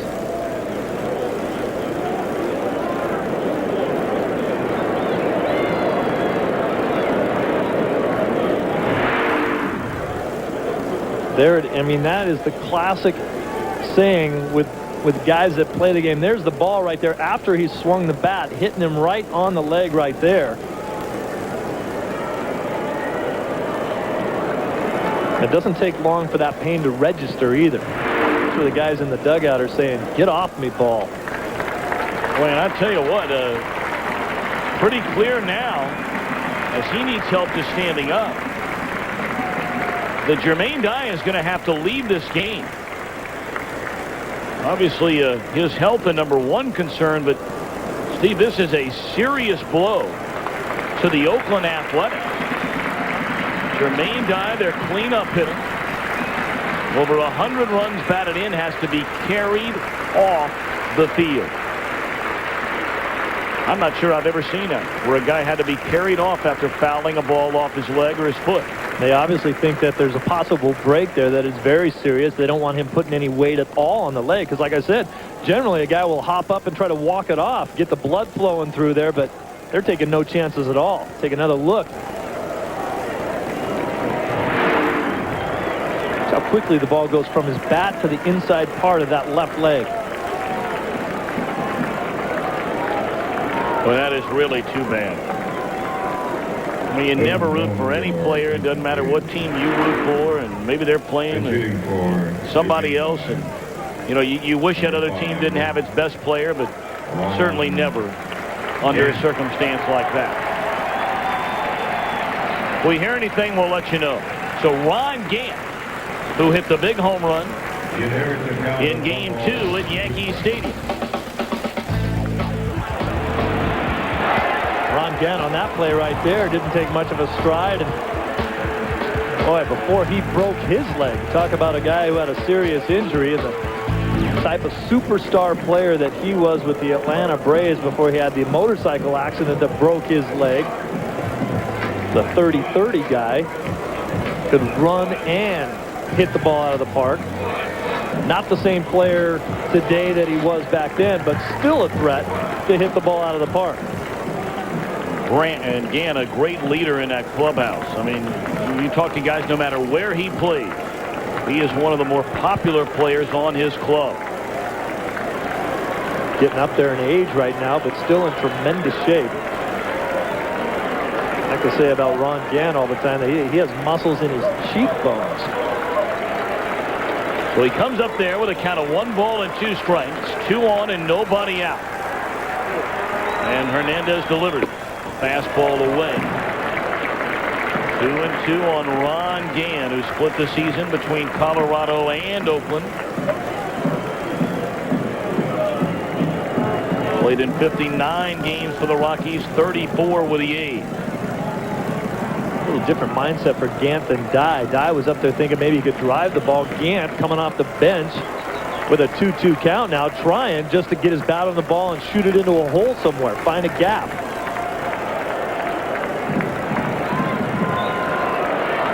See the defensive alignment playing pretty much straight away for Gant and deep.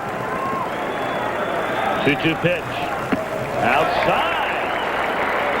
3-2 now the game. And El Duque a pitch away from loading him up for Terrence Long. Right now, El Duque has to throw the pitch that he has the most confidence of throwing over the plate, and I think that's his fastball. And once again, if you're Ron Gann, I think he's sitting dead red. If he throws you anything else, either you have the discipline to lay off of it, or he strikes you out. But if it's a fastball, you jump all over it.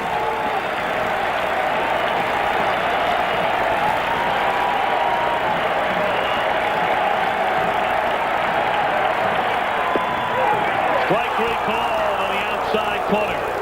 It was a fastball. And El Duque gets a call from Jerry Lane. Well, that is just filthy location right there. Watch this. Low, away, painting the corner. Gant bailing and wailing there, looking for something on the inside half of the plate. Doesn't get it. Great pitch by El Duque. That is Hernandez's first strikeout of the afternoon. So now it's Terrence Long, who walked in the opening inning. The A's now 0 for 27 with runners in scoring position in the series.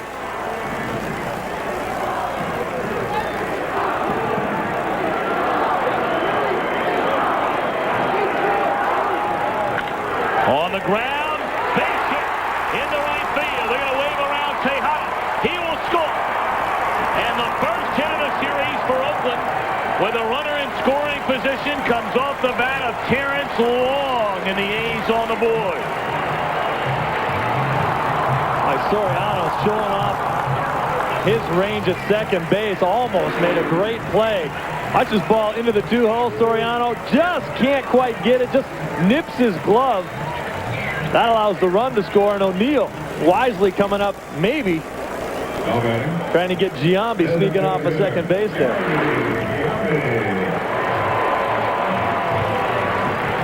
So that proverbial monkey is off the back now. The Oakland Athletics will find out if they can do any further damage against El Duque. Still nobody getting loose in the Yankee bullpen. El Duque has gone 2 1/3 innings in a game. He has walked 2. He has allowed 5 base hits. Well, in this situation for Jeremy Giambi, to me, the best possible hit that you could have here is a double. Bounce one off the wall or pull one down the line. A lot of people disagree with my theory here, but my theory is that if you hit a double, you score 2 runs, you keep the rally going. Sometimes a home run can kill your rally. You score the 3 runs, but you get the guy back into the windup. There's nobody on base. He doesn't have to worry anybody. You hit me a double in the gap, I keep the pressure on you, and I get 2 runs. Yeah, but if you hit one out of the park here, you're tied up. Certainly do, but you still only have 1 out. You got a guy on second base, and you have a chance to keep things rolling.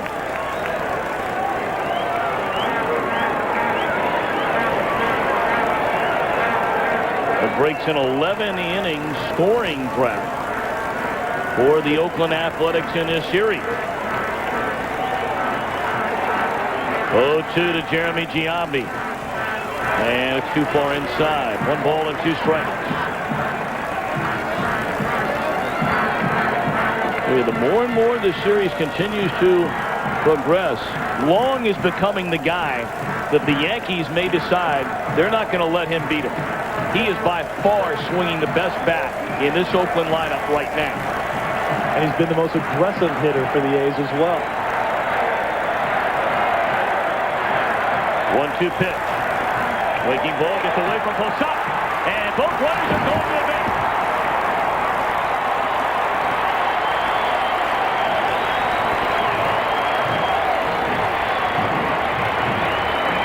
Well, anybody who thinks Jason Giambi's just a guy that hits the ball in the park, watch the jump that he gets when he sees the ball in the dirt. Good secondary lead. As soon as he sees it in the dirt, he's gone. That is excellent reflexes, excellent job by Giambi. A big guy, doesn't steal bases. You don't have to be a great speed guy in order to take advantage. That's why he's so valuable to this team, because he does everything. Now Mel Stottlemyre, the Yankee pitching coach, will come out and chat with El Duque as activity begins for the first time in the Yankee bullpen. I mean, there aren't many guys in baseball that will see an opportunity like that right there where a ball's in the dirt. You take your good secondary lead, you do everything right, and you see the opportunity to go, but you look at the score and you say, oh, I don't know, right now we're getting beat, and you hesitate. Good players make the play that they're supposed to make it, regardless of what the situation is. And I'll tell you what, that is excellent, excellent instincts by Giambi, and also Long to follow him up. And you may be saying, some of you at home, well, big deal. Well, it is a big deal. Because now all of a sudden you've taken the double play ball out of the equation. And you have two runners in scoring position rather than just one. Ramiro Mendoza cranking it up in a hurry in the Yankee pen. It's 2-2 on Jeremy Giambi, who popped up to the first baseman, leaving the bases loaded in the first inning. On the ground, playable for Martinez. That's a slick pickup by Tino. Scoring from third is Giambi. And that makes it a two-run game. And there's where that wild pitch got a runner to third. And that is a tremendous play by Tino Martinez. Look at him getting over there, staying in front of the ball, making the play. Lee Mazzilli the other day was saying, hey, why does nobody give Tino Martinez the credit for his defense? The guys that have gold gloves every year. And Tino has 0 gold gloves in his career. Now Chavez. And he takes right down the middle, strike one. Chavez singled into left center field, an inning ago. Well, you get the feeling today is going to be very different than the first 3 games of this series. Heck, it already is. 6 runs have been scored.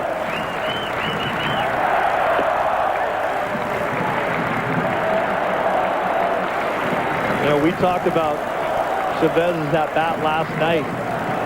And even though I know this guy hit 31 homers during the year, but right now an excellent play is to drop a bunt down. Nobody gets you.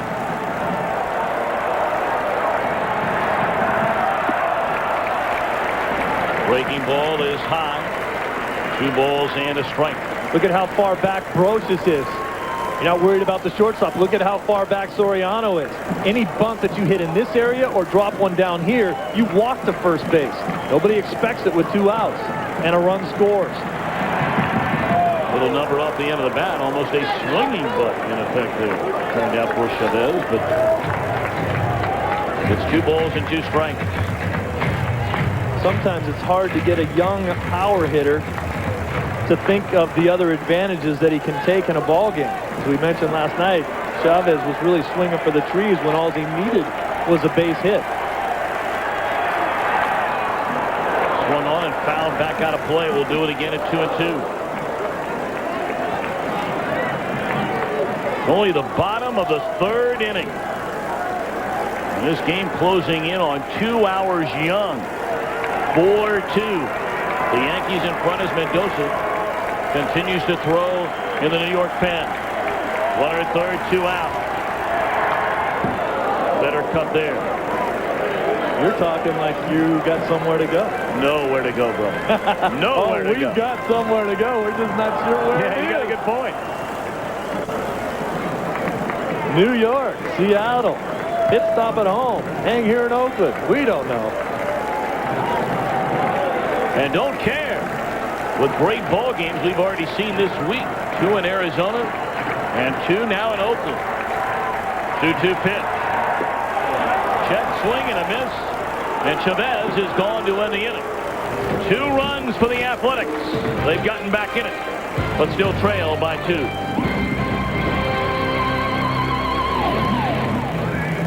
Is brought to you by Budweiser, with the crisp, clean, refreshing taste you'll find in no other beer.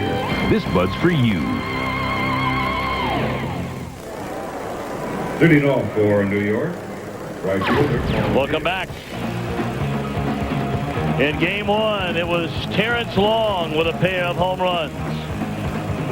Tim Hudson, the story in game two, with a 2-0 win, and Derek Jeter preserving the 1-0 lead on a home run by Posada as the Yanks got their first win of the series. And here we go to the fourth inning of game four. Cory Lidle still on the mound for Oakland, with the Yankees in front 4-2. O'Neill, Brocious, and Soriano due up in the inning.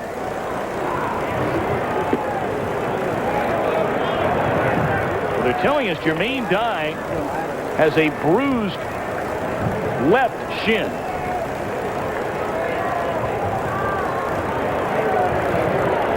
And we'll have to wait and see if he is going to be available should this series continue, or, of course, if the A's win. Looking ahead to their next series. That ball launched into left center field off the bat of O'Neill, and it's off the wall. And O'Neill motoring into second base with a stand-up double, his first hit of the series.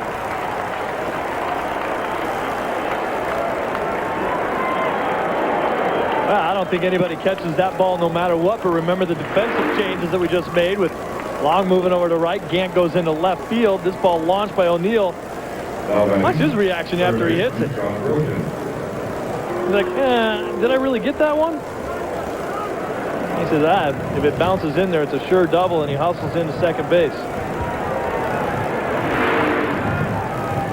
Saw Ron Gant come into your screen. He remains in the game, taking over for Jermaine Dye. Gant playing in left, and Terrence Long moving from left field to right field. Rick Peterson again coming out.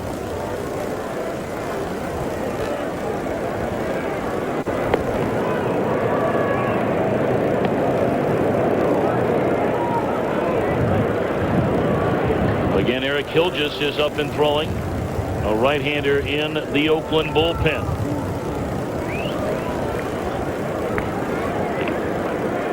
We brought it up in the opening of our telecast. As you get a look at the pitch count for Lidle, already at 64, and he's only faced one batter in the fourth inning. Joe Torre going back to the guys who have won him world championships in past years. And so far, every one of them involved in the mix here today. Bunted up the first baseline, foul. David Justice walked and scored in the third inning. O'Neill put the ball in play with 2 on in the second. It was an error by Santangelo, but a run scored on the play. And now O'Neill has doubled here in the fourth. Remember, O'Neill with the bad foot might make them a little more hesitant to score him on a base hit. See if Brocious is asked to try and advance O'Neill again with a bunt. He had 6 sacrifices during the regular season. He does square, and he does bunt, and it will advance a runner. Every run becomes so precious for these teams now, especially the Yankees, on the brink of elimination. An excellent job by Brocious to advance O'Neill. And back to what we talked about before, a little difference in the philosophy with Torre saying, I'll go ahead and bunt somebody over here, try to get another run for my team. Whereas if we're talking about the other side of the field there with Art Howe, no way you bunt right there. Hit the ball to the right side, try to drive someone in. Well, the old cliche in baseball is get him over and get him in. They've gotten O'Neill over, and it's up to Soriano to try and get him in. Infield drawn in for the A's. Ball one high and tight.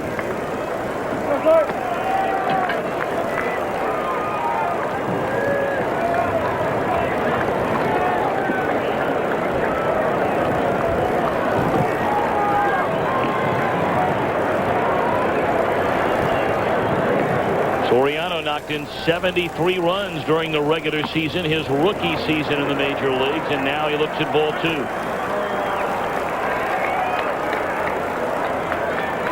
So many more people would be talking about Soriano as a Rookie of the Year candidate if it wasn't for Ichiro in Seattle. Maybe Sabathia from the Cleveland Indians as well, who had an excellent year. Those two teams matching up in the playoffs. On the ground, through the hole, a base hit in the left field by Soriano. And that makes it 5-2 New York. So the Yankees playing small ball after a leadoff double by O'Neill. Advance O'Neill to third. He scores on the base hit by Soriano. Well, Lidle's trying to throw ground balls, but he throws this one in a spot where nobody's standing. Cervez trying to make the play over there, and he can't reach it. I'll tell you, he'd love to come up to the plate with a guy on third base. Less than 2 outs. It's going to do it for Cory Lidle. Gilgis will come on from the bullpen. We'll be back.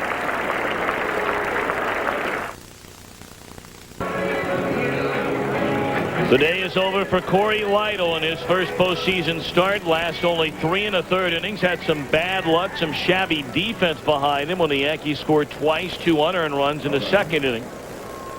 And now he'll give way to right-hander Eric Gilgis.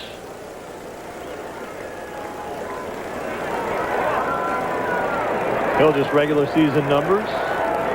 5-0 jumps out at you. Doesn't walk too many guys. Keeps the ball around the plate. Big, tall guy. Good hard thrower. Gilgis, another one of the characters on this team. Rides his bicycle to the ballpark every day. Gilgis originally came up through the New York Mets organization.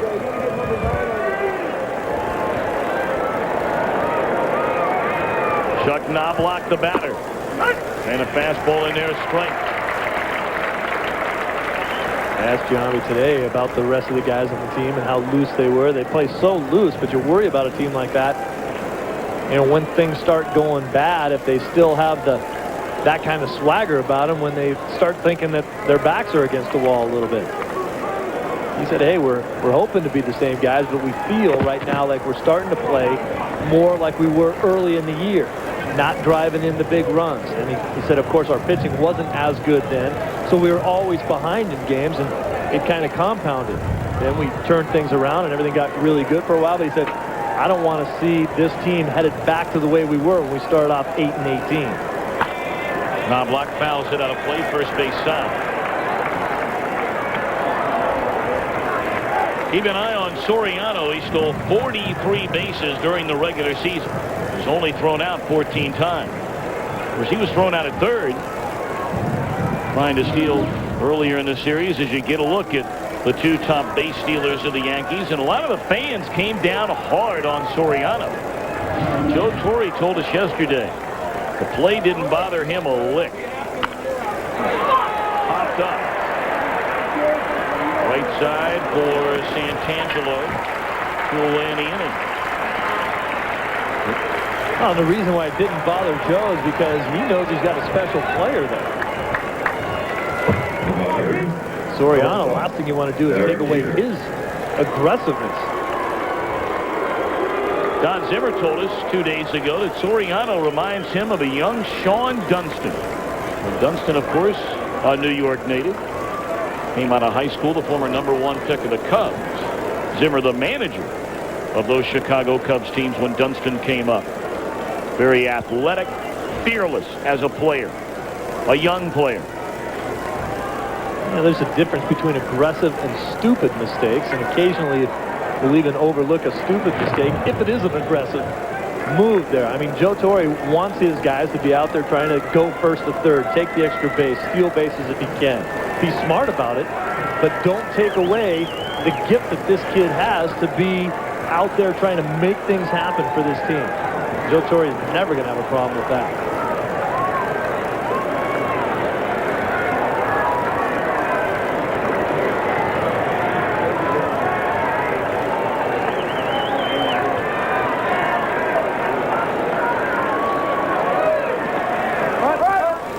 Bounces up there, blocked nicely by Myers. 1-0 to Derek Jeter, who's 1 of 2.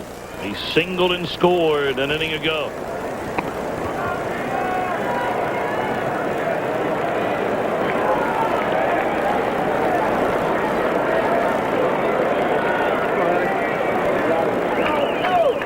Cory Lidle, his first taste of the postseason. Likewise for the man who takes over for him on the mound, Eric Hildreth.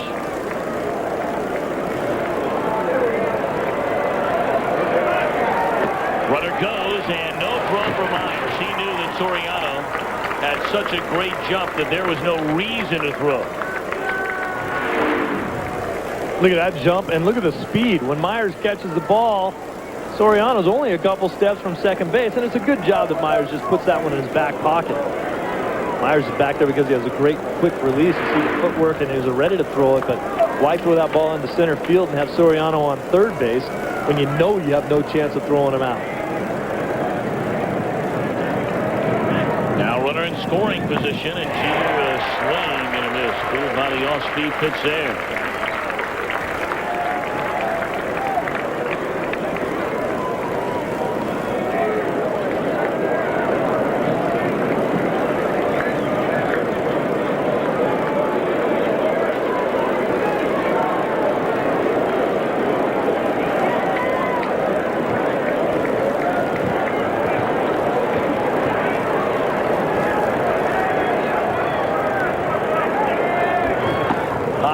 Tight, 3-1 now to Jeter.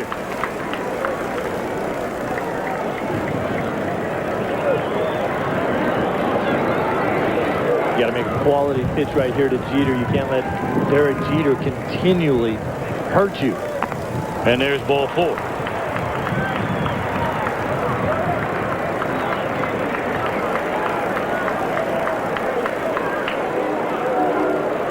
We welcome those of you watching Seattle force a decisive Game 5 that will be at Safeco Field tomorrow right here on Fox. 6-2 the Mariners over the Indians.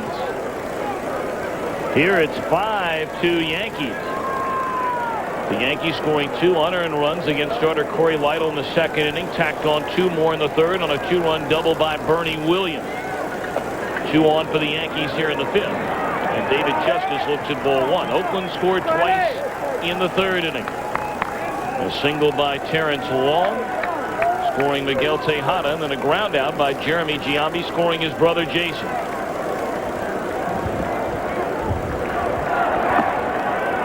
And he'll just all over the place, 2-0. Yeah, and this is the kind of hitter, David Justice. I think this is exactly what he's looking for, an opportunity to break out of what he has had the problems over the last month of the season. Hildreth with a big overhand fastball. David Justice can still catch up with one of those. Hildreth right now really struggling with his slider. Can't throw it for a strike, and now he's at 2-0. Justice has been begging to be in a situation like this for a long time. And here comes Peterson to talk to Hildreth about it.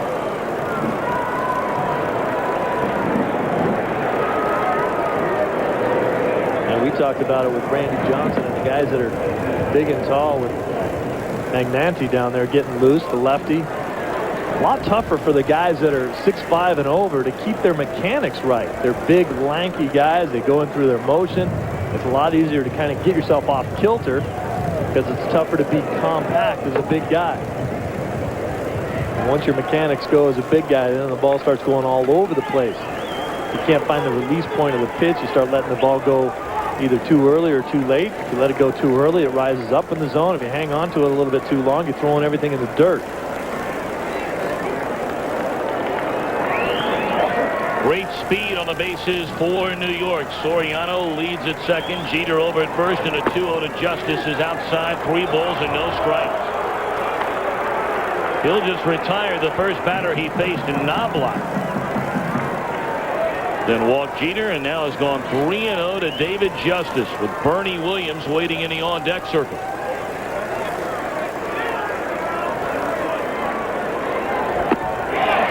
And Justice takes a hack at a 3-0 breaking ball and comes up empty. Well, David felt so good about the ball that he took before. He figures, hey, 3-0 right here with 2 outs. I'm going to give it a good rip. And now he's thinking, man, a good chance of getting a good pitch. 3-1 too.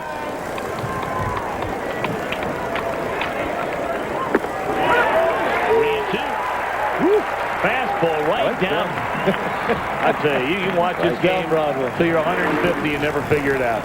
This is the pitch that David was hoping to see, and he got it and didn't pull the trigger on it. But as I said before, he'll just struggling with the breaking ball to get it over the plate. He probably figures to see the same pitch one more time. Runners get started. 3-2 to Justice. He had a good rip at that fastball and fouled it straight back. I'm talking to Justice. He says that's what it's all about. He said when I have my bad at-bats, I can't find a way to get a hit at all. When I have my good at-bats, I'm hitting the ball right on the nose to somebody. You remember he smoked one up the middle that got caught. He said I could have 3 or 4 hits in this series. But that's a pitch that he normally would hit and not foul off. They go again, and it's ball 4 in the dirt. Second straight quality at bat by David Justice. He's drawn back-to-back walks, and they're loaded for Bernie Williams, who's batting for the 3rd time in as many innings. The batter, center fielder, Bernie Williams.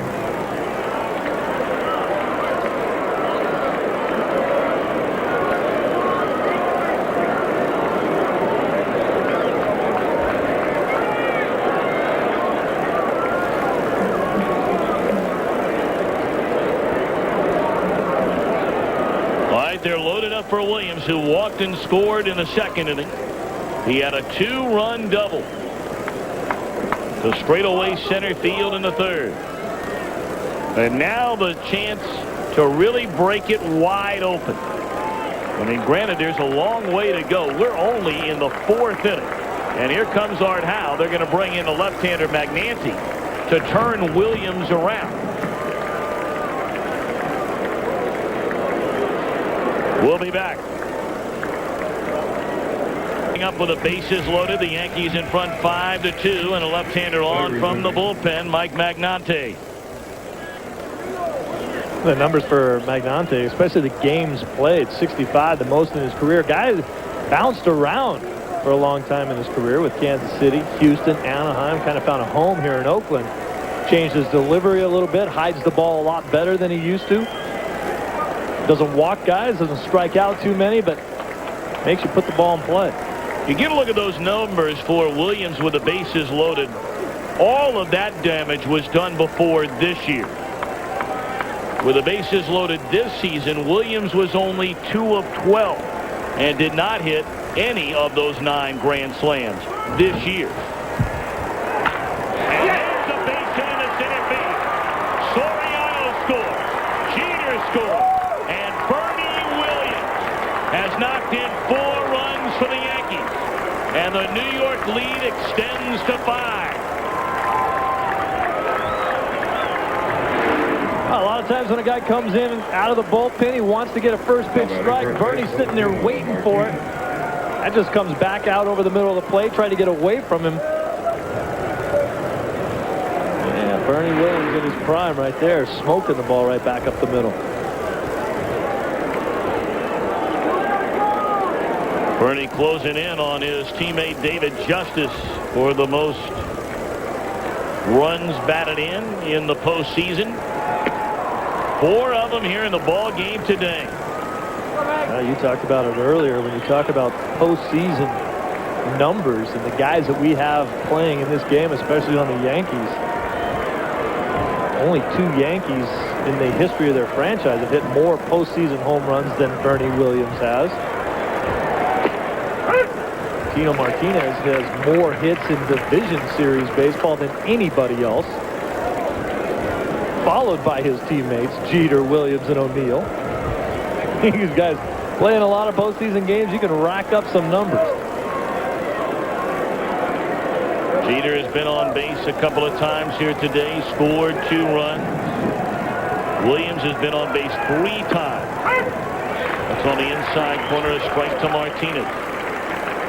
By the way, it would be Mantle with 18 and Ruth with 15 home runs that have more than Bernie, who has 13 postseason homers.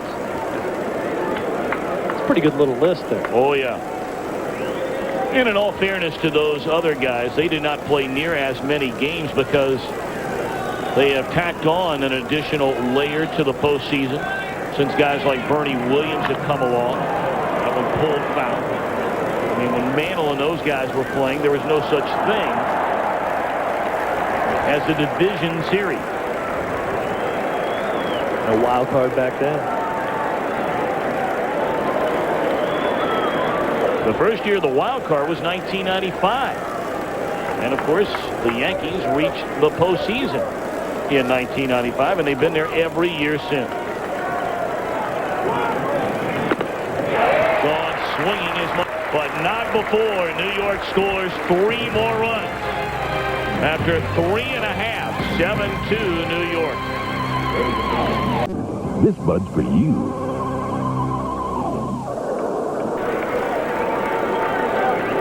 Oakland coming to bat here in the bottom half of the 4th inning, trailing the Yankees 7-2. A wonderful sign made by a Yankee fan who must make her home out here in Oakland. Our prayers indeed with the families of the firemen and the police officers back in New York,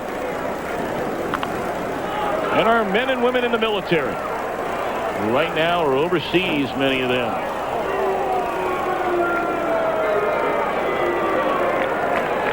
Yankees wearing the black armband in memory of those that lost their lives on the tragic day of September 11th. Boy, and it certainly seems like every year the Yankees have an armband or a number that they're wearing in memory of some type of tragic event that has touched the Yankee franchise.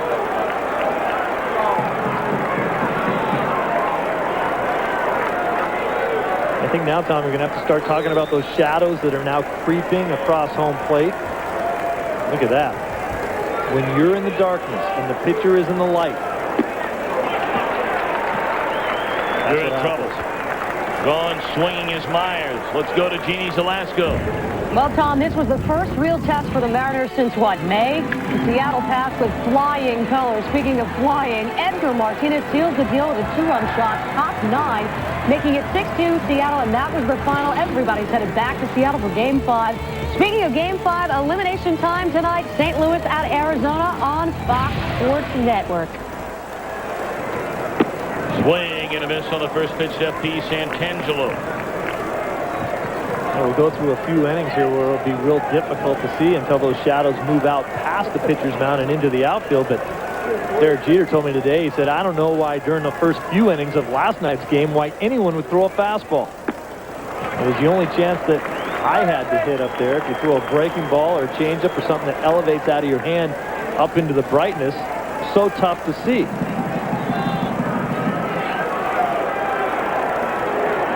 Make it real hard for either team to score runs over the next 3 or 4 innings.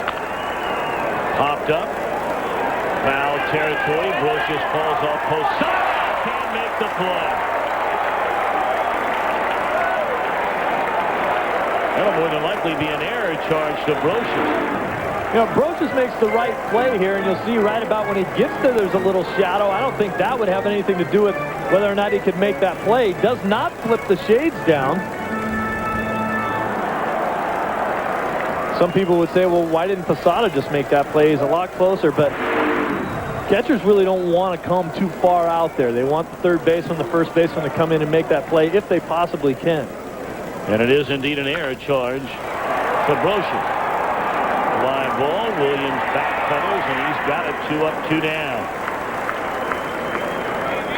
Go to MLB.com to bid on specially autographed and game-used items that are currently up for auction. And all the money raised will benefit the Disaster Relief Fund. Go to MLB.com.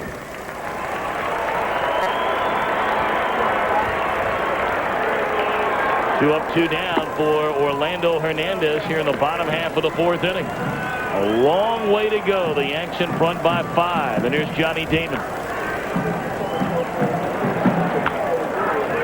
Crowd out of play. A ball and a strike.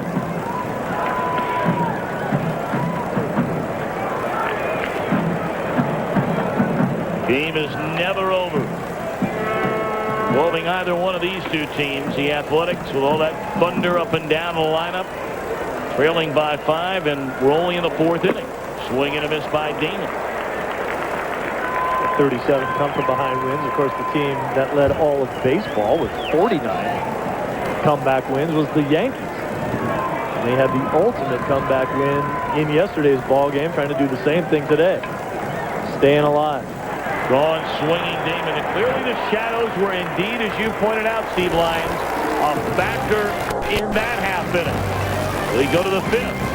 7-2 the Yankees. Let us know the year 2001 Major League Baseball.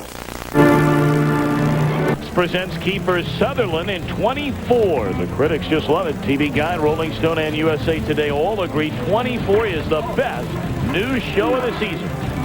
The series premiere of 24 is coming your way Tuesday, November 6th, here on Fox.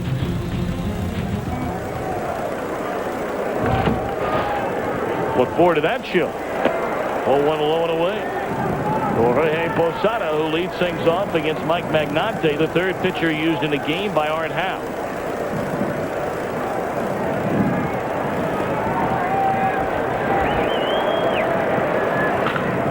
Base hit through the hole into left field by Posada. His first hit of the afternoon.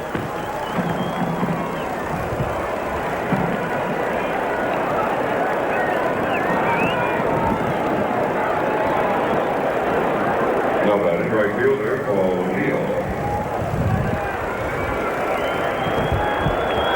Now O'Neill, who really struggled in big situations in the first two games of this series in the Bronx, came up with 2 on and 1 out in the second inning, hit what looked like would be a double play ball. But F.P. Santangelo had the ball bounce under his glove. It was ruled an error. A run scored, the first run of the game on the play. The Yankees tacked on another in the second. And then O'Neill doubled to left center field an inning ago and scored.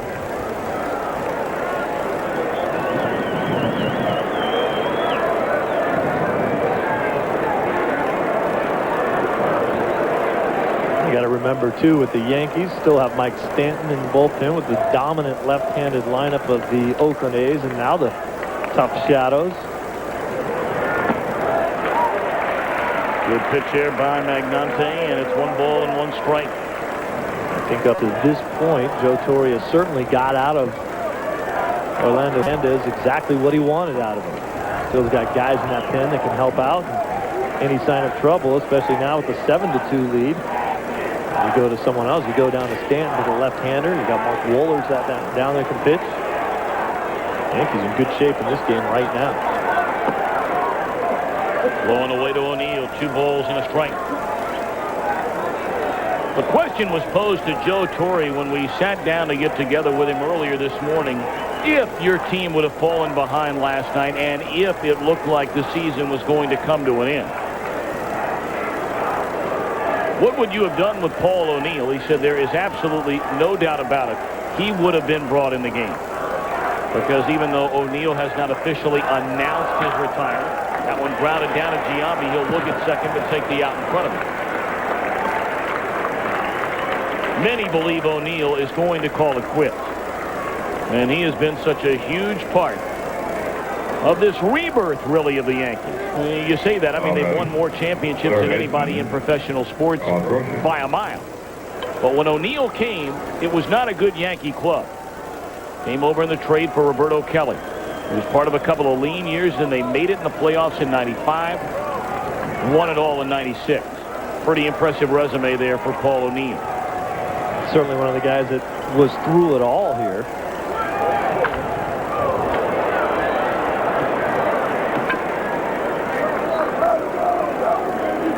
Torre said there was a certain amount of relief knowing that they won that game, that if they had lost, it would have been probably the last game of Paul O'Neill's career, and certainly for the New York Yankees, it would have been, you know, a little upsetting that in his last game he didn't play. He would have said, hey, I would have definitely tried to get him in there somehow if it was the type of game where I knew it was out of hand and we were going to lose it. One on and foul off first base side, 0-2 to Brocious. There are a lot of people out there that say, you know, Paul O'Neill, he'll break his back, he'll slam his head, do all that kind of thing. And Steve, I don't know about you, but I'll take a guy on my team, anybody in life that plays with passion, and that is Paul O'Neill. He's upset right now. Mad that he didn't hit that ball in a better spot than right at Giambi. Wanted to find a hole with it. Still mad at himself. Takes it seriously.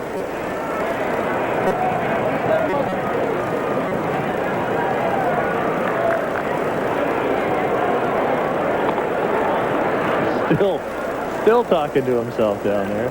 You know, those Yankees, they know what Paul O'Neill's all about. They know that he's going to show up and give you his best effort every day. And when he gets a little upset with himself, they kind of just clear away from him, let him go off the way he wants to. He's not hurting anything. He's just talking to himself. Those guys don't even hear him anymore. Line in the right field, a base hit. They're going to hold Posada. And the cutoff man overthrown. They throw to second and get the out there.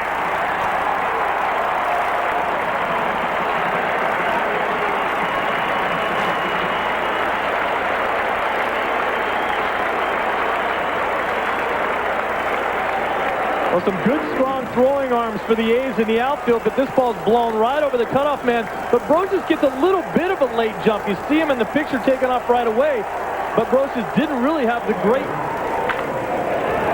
round first base here. See, he's slowing down right there. Now he decides, oh, I'm going to pump it up and get into second base. We talked already about the fact that Myers behind the plate has a good quick release. Checked the runner at third, made sure that Posada wasn't going anywhere, and then nailed Brosius at second. Taking high, ball one to Alfonso Soriano. You saw Lee Mazzilli telling Brosius, stay here. Brosius assuming that Posada was coming and trying to score on the play, and that's where you'll see a runner, as you bring up, try to get in that rundown play, allowing the run to score. But Brosius never looked up to see if Posada was scoring, and Mazzilli trying to tell him over there, stay here. Yeah, and a lot of times you'll trade the run for the out. You'll turn around and just keep going a second, hope that they cut the ball off and throw you out, and that way you allow the run to score. But once the run was being held up at third base, Posada wasn't going, you just run yourself into an out.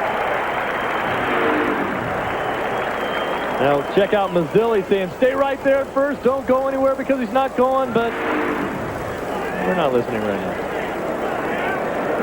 Nobody home. 2-1 to Soriano. Outside, 3 balls and a strike. It's one of the few times that a hitter will actually rely on what the first base coach has to say, because almost every other play is in front of you. The only thing that Brosius can't see is whether or not Willie Randolph is sending the runner from third base.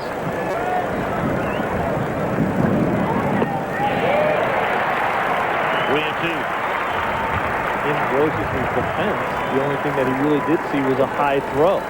A lot of times you're taught, hey, if the guy's going to miss the cutoff man, then go ahead and take the second base.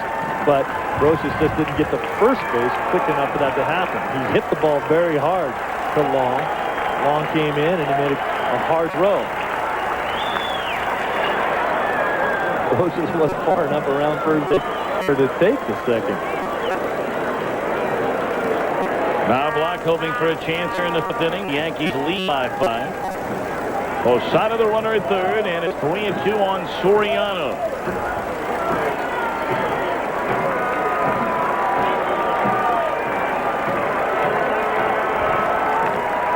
Ooh. That one caught Myers on the meat hand. Catchers, boy, those guys are the toughest guys in the game. Sit back there, take foul tips. Watch where this ball catches him. Fouls it. Ooh, got him in the forearm, got him in the shoulder. Big ugly bruises in the after the game. Foul play in the third base line. Willie Randolph still picking it down there at third. Willie Randolph will be able to pick it as long as he's alive. But he still looks like he could play, doesn't he? Yes, he does. Boy, what a lot of knowledge that he can help every Yankee middle infield with. James keeps searching for managerial jobs. He too is on Cory. Quite an at bat for the rookie, who's for 2 in the game, not in a run with a single in the first pull-ups and then score.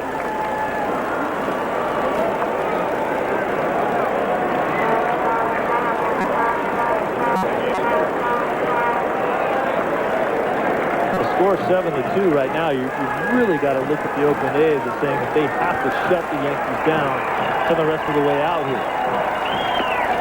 There's ball 4 outside. Nice at bat by Soriano.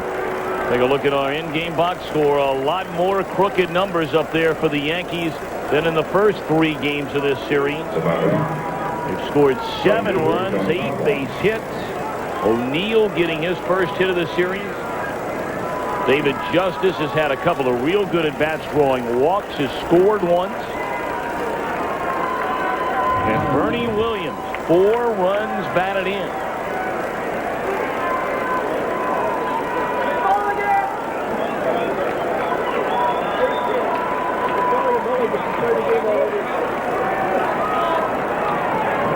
Runners on the corners for Knobloch, who's 1 for 3.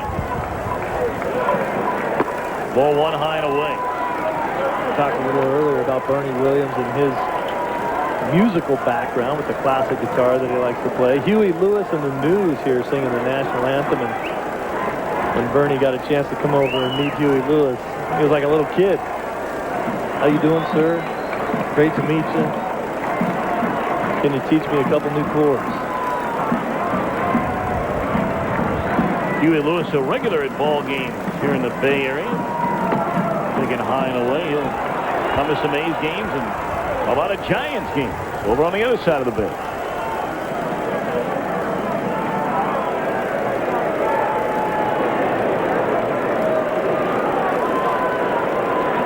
A long way to go, but you can only wonder what is beginning to stir through the minds of these young Oakland Athletics. They went into the Bronx and left the Bronx leading 2 games to none. They were shut out last night. Spectacular outings by Messina and Rivera. And right from the get-go, the Yankees have jumped all over them here today and lead by 5 in the 5th inning. And Magnante needing a compass to find the strike zone. 3-0.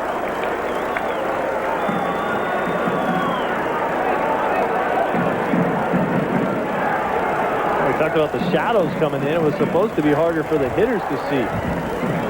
Not harder for the pitcher to find the plate. Good view of the way the shadows creep across the infield. Rio to Knobloch. And a strike is called on the outside corner. Borderline pitch there. 3-1 to Knobloch.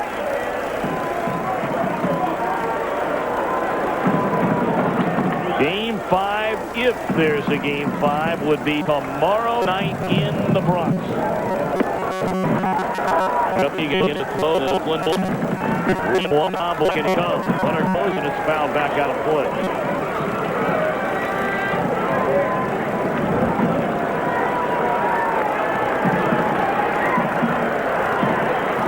Big out right here. Got to get somebody out here with Soriano on the move. Posada at third base. Any type of gapper scores 2 runs. With the way the shadows are right now, although they have not seemed to bother the Yankees all that much.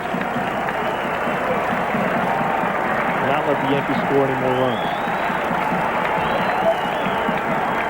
3-2 and a throw over to first. Soriano saw it coming all the way. Many of you may be wondering, in Phoenix, in St. Louis, watching this game right now, you will see the Cardinals and the Diamondbacks game in its entirety. For most of you, we'll keep it here and then throw it there later. Although the way Schilling and Morris goes, that game might be over before this one is popped up. Right side of the infield, and able to get out of the inning is Magnante, and indeed a big out for the Athletics left-hander. The heart of the order coming up. The A's trail by 5. Here we go, throw it! No other beer. This Bud's for you.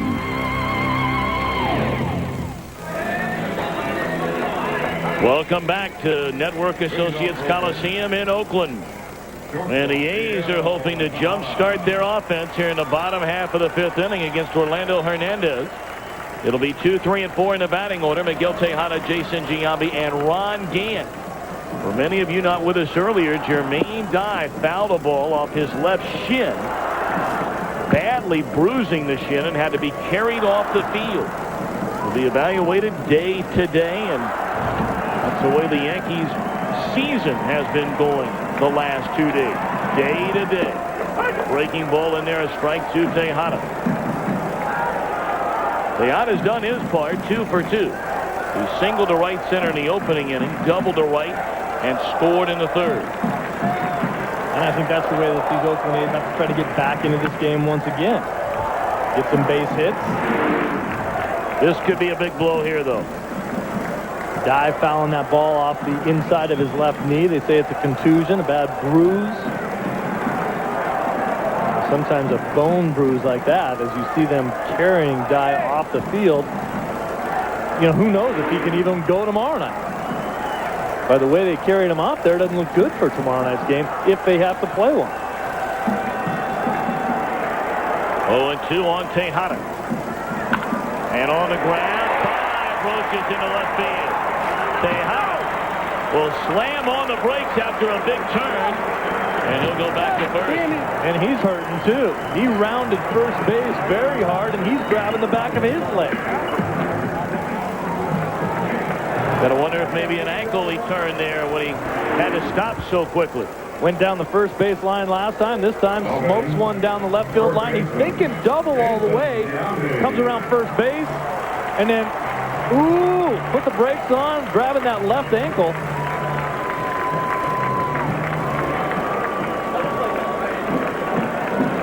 Maybe kind of a funny step after he hit the bag. Tejada, a tough guy. Played in 200 consecutive games. Played in every game this season. Giambi first pitch swinging. A lazy fly ball into right center field.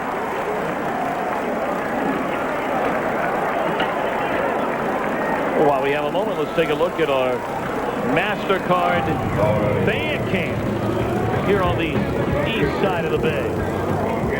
Breaking out the rally caps already.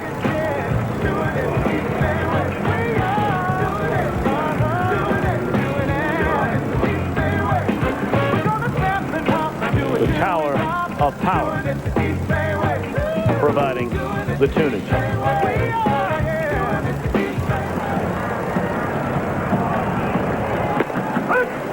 Jason Giambi, only 2 of 12 in the series. He's 0 for 2 here today. On a walk and scored a run. Now it's Gant, who struck out in the third inning when he had to take over for Jermaine Dodd.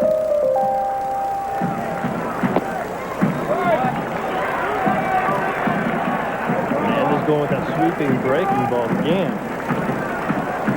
Don't hang one of those.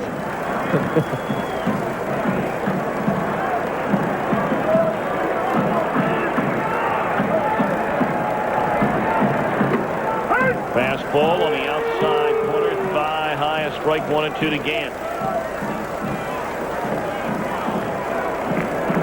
Ron Gant, his entire life, has been a dead red pull hitter. He's going to bail on this front foot out this way. He's not going to come that way. He's going to pull his hop half out.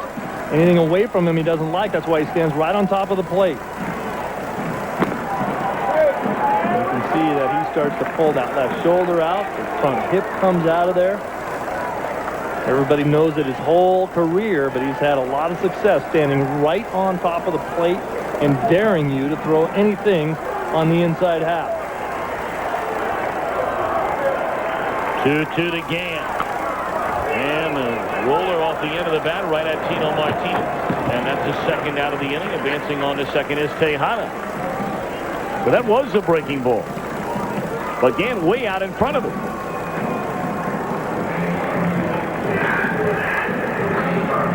So you got to give it up to Orlando Hernandez. I mean, he is clearly pitching with less than his best here today. But when you look up on the board, Steve, 93 pitches were in the 5th inning. He's only allowed 2 runs. Here he is again in the postseason. Did a great job of getting out of the jams that he got himself into. The Oakland A's did a bad job of pitch selection and what they decided to hit.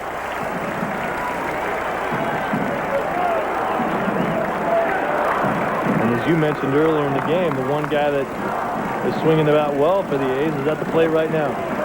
Longest walk, knocked in a run with a single.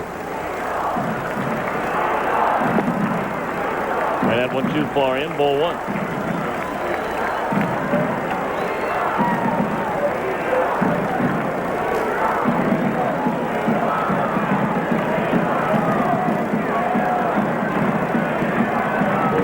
Hernandez, 8-1 in his career in the playoffs. Then he wondered if he would be healthy enough to get the ball. There's a liner into right center, caught by Bernie Williams, and that'll end the inning. So Hernandez in line to get his 9th postseason win. Still 4 innings to go.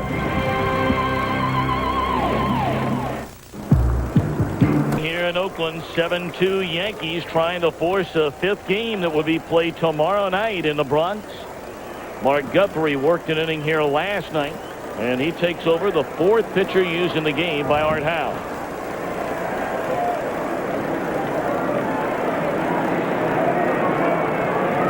Derek Jeter, 1 of 2 in the game. That one down the right field line. Caught by Terrence Long. But Steve, who knows, that play last night may have turned around this series. And the Yankees come into this game down 2 games to nothing. An unbelievable play with a 1-run lead to preserve it. Jeter out of nowhere backhands the ball to Posada. Giambi out at the dish. Clearly one of the most athletic plays that we've seen all season long. That saves the 1-run lead. The Yankees go on to win it. You never know what happens if that run is safe. You got a guy on second base. It's a tie game. We might not even be playing this one right now. David Justice 0 for 1 has walked twice, scored a run.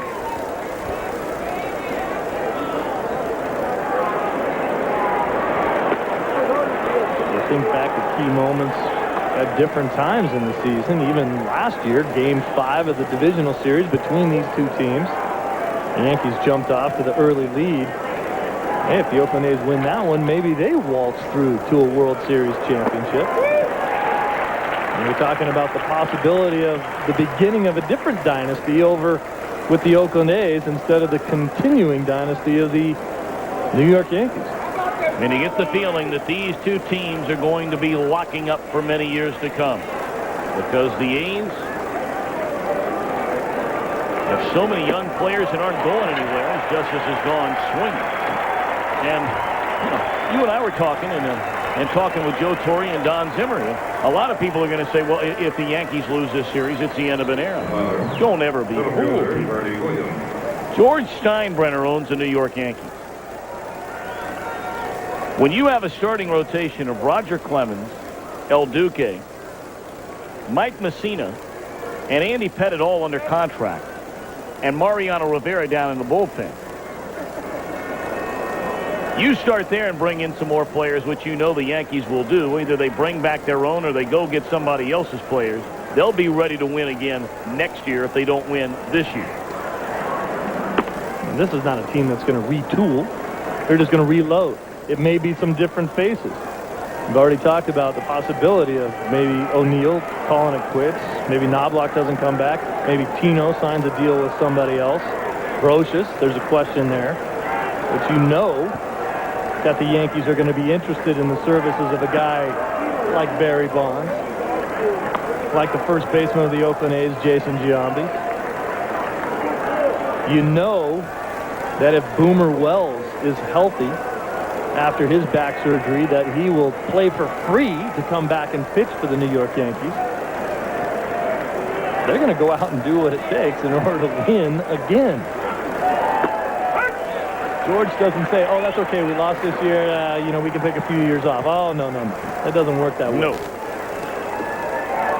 the TV packages, the local packages, that the type of revenue stream that George has at his disposal, spending more money than anybody else in baseball is no big deal to him.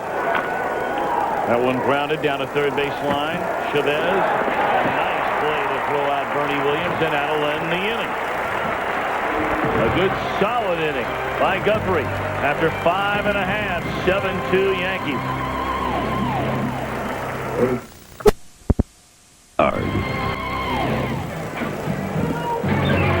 Now, looking ahead, should there be a Game 5 in this series, we know there is one in Seattle. If the Yankees win today, beginning at 4 Eastern, 1 Pacific, the Indians and the Mariners Game 5, and then 8 Eastern, 5 Pacific, a Game 5 matchup from the Bronx, the World Series right here on Fox, and the road to get there continues. Still lots of baseball left in this one. Certainly in the American League, the road to the World Series is through the Yankees, as it has been for a number of years. Except for they wouldn't let anybody pass. And just like through the National League, it's still Atlanta. Nobody gave the Braves a chance to advance to the NLCS. They'll be sitting around and watching tonight, waiting to find out who they will be playing. The winner of that Cardinal-Arizona game. Should Arizona win, the Diamondbacks would open their series against Atlanta at home. The Cardinals were the wild card team in the National League. And should Tony La Russa's club come out on top, the National League Championship Series would begin in Atlanta.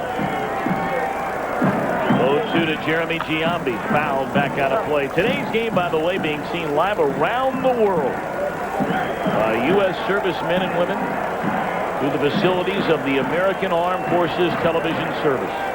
All of America salutes you and appreciates what you're doing for our country. And may God bless you and watch over you.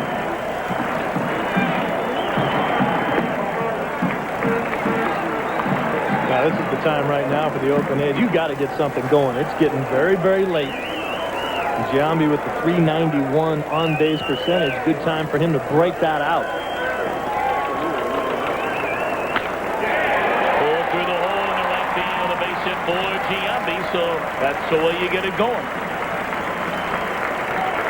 Well, there's some thought to the Oakland A's lineup that you flip-flop Tejada and Jeremy Giambi, putting Giambi into that number 2 slot with the on-base percentage. Tejada, a little bit more of a power guy, drop him down in the lineup to put him in a position to drive in more runs. It's the speed issue that they continue to talk about, that Tejada will steal a few bases, not many, 11 on the season, but Giambi isn't going to steal any. But if you have, in effect, 2 leadoff type guys with Damon with the on-base percentage and Giambi's on-base percentage, that brings Dye and Jason Giambi to the plate, both of them in the same inning.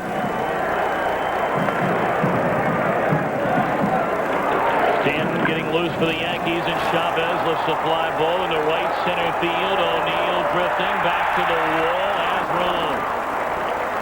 One away. Chavez, who hit 32 home runs during the regular season, has had a quiet postseason. Chavez and Giambi have by and large been silent.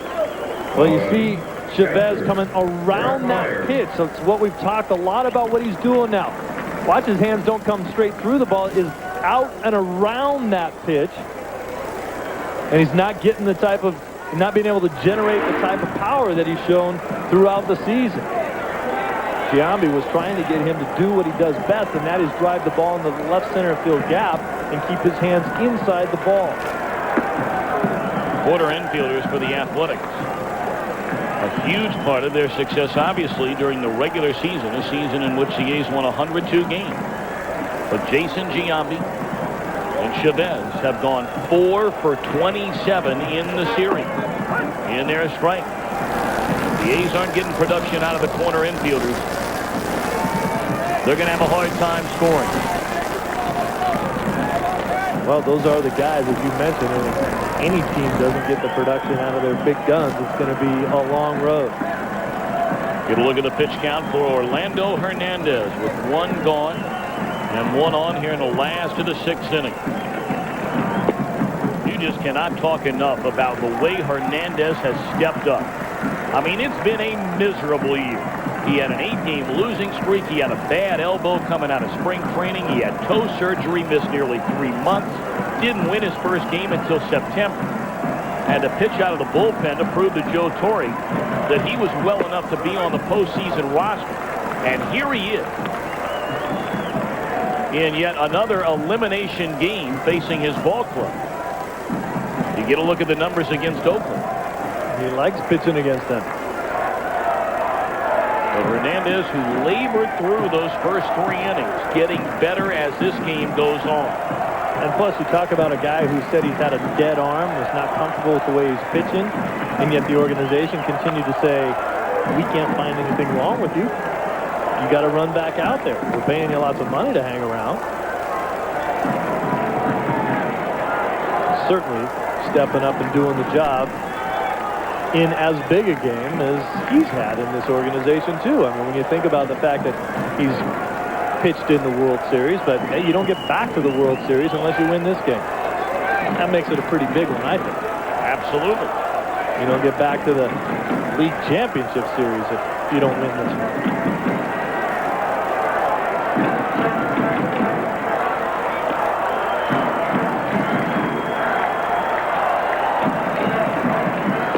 Swing and a miss by Myers.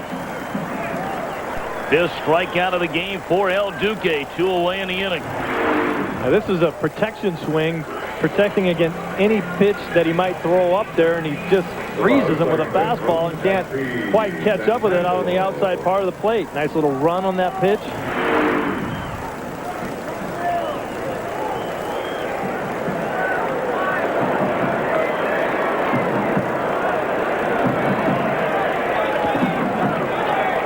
Two down, 1 on.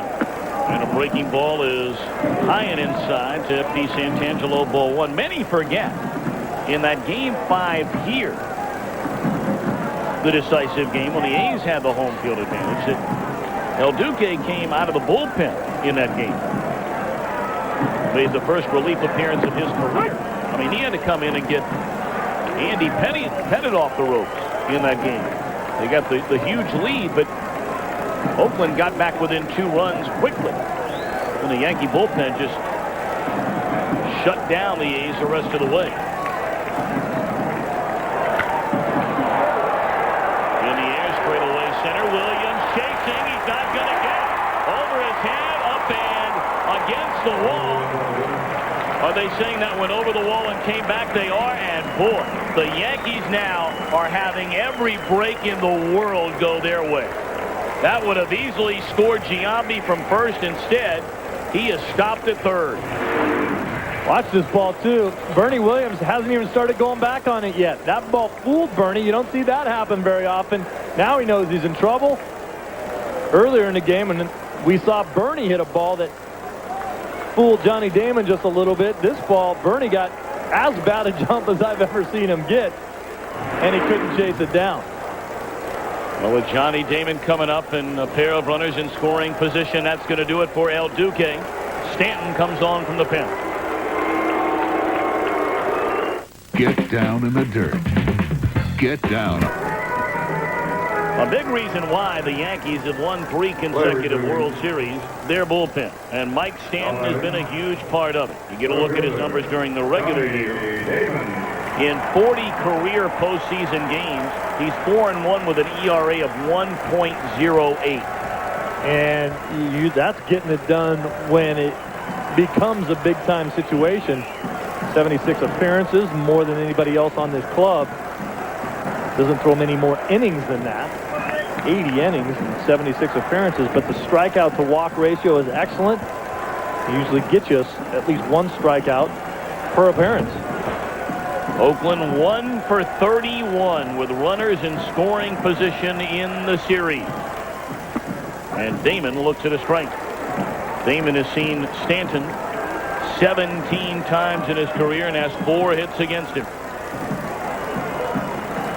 And do the A's ever so need a big hit right now? Stanton can be tough on you because he hides the ball so well. He doesn't have great movement on the fastball. Throws kind of a straight fastball and a slider. He hides it pretty well. Threw that one right by him at 93 miles per hour, and it's 0-2. See, we're not talking about shadows on the field anymore. That's long since not a problem. But Stanton's delivery right there. He short arms the ball, the way he hides it in his delivery. Damon was way late on that pitch on a fastball pretty much right down the middle because he had such a tough time picking it up.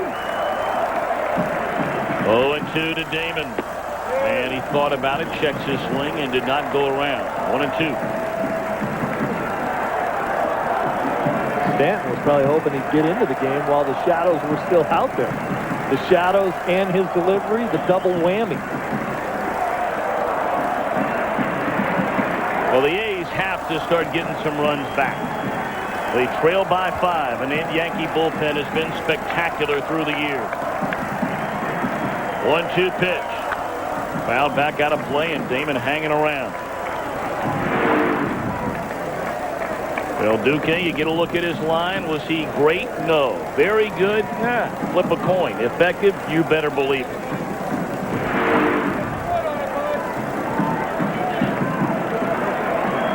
I like the sound effects there. Not our Fox sound effects, yours. We got them all on Fox. No. You know that. Great? No. Good? I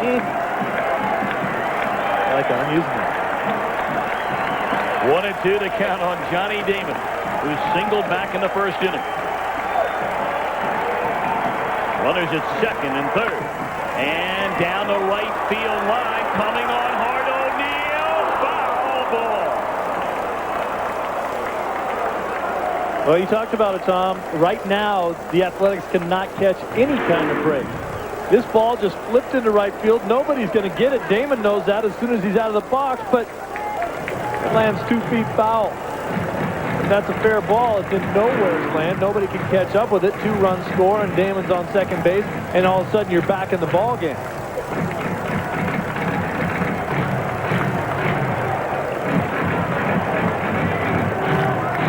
It really is funny how all of the breaks right now have completely turned around, and they're going in the Yankees' favor. Every little thing, a call here, a bounce there, clearly in favor of the A's over the first 2 games, but ever since Jeter made the play last night, the tide has turned. And I'm not sure why Stanton's giving him anything close to hit. Throw him a slider in the dirt. And there what? Try to get him to chase that one.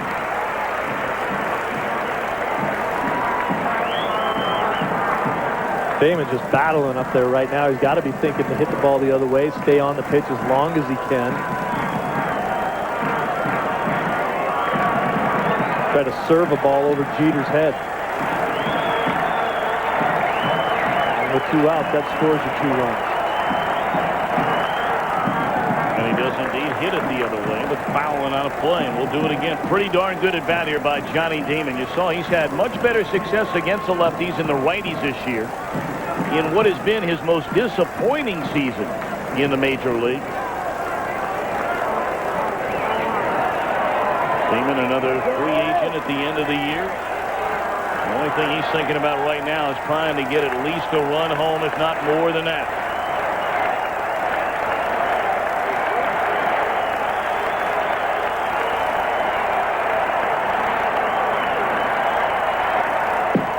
We'll do it again. Challenged with a 93-mile-per-hour fastball. Doing a nice job. We talked about the at-bat that Greg Myers had when after 2 strikes you're trying to protect against any pitch that he can throw up there. When you fire your fastball up there at 92, the slider up there at about 82, the degree of difference in miles per hour can get you off balance. You have to try to protect against both of them. This is the 9th pitch in this at-bat to Damon. And right back to the mound. Stanton will fire onto Martinez, and that'll end the inning.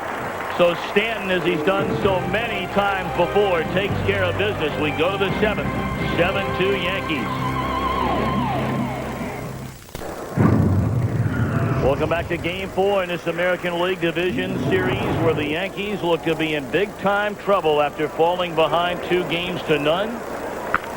Tino Martinez first pitch swinging against Mark Guthrie. With the Yankees in front 7-2, batting in the 7th inning, 1 away. Never before in postseason history in a best-of-5 format has a team lost the first 2 games at home and come back to win the series.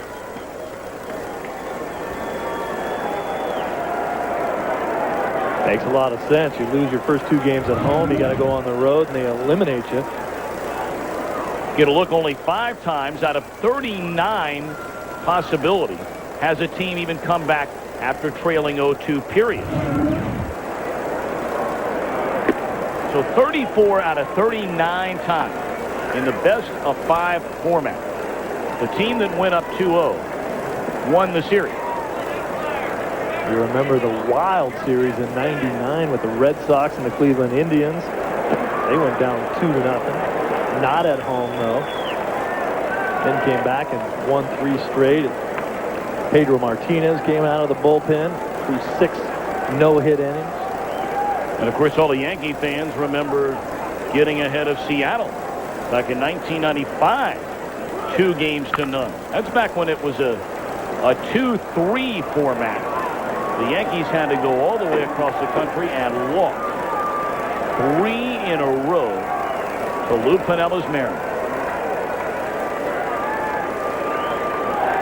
But that would only set the stage for 1996, when the Yankees would come back, win the World Series, bumped off by Cleveland in '97, and they've won it every year since then.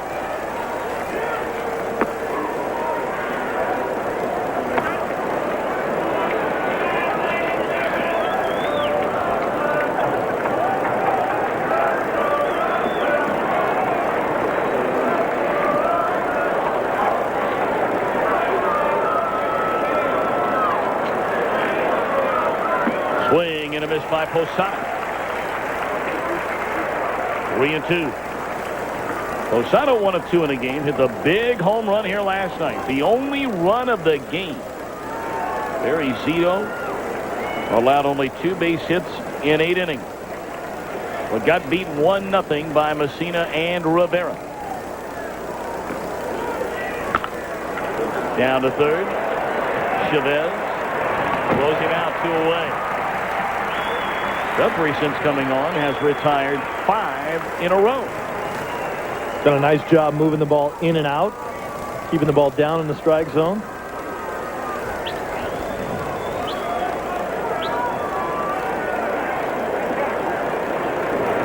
Ladies and gentlemen, your attention, please. Chad Bradford, a right-hander, getting loose in the Oakland bullpen, and the Yankees are going to send up a pinch hitter.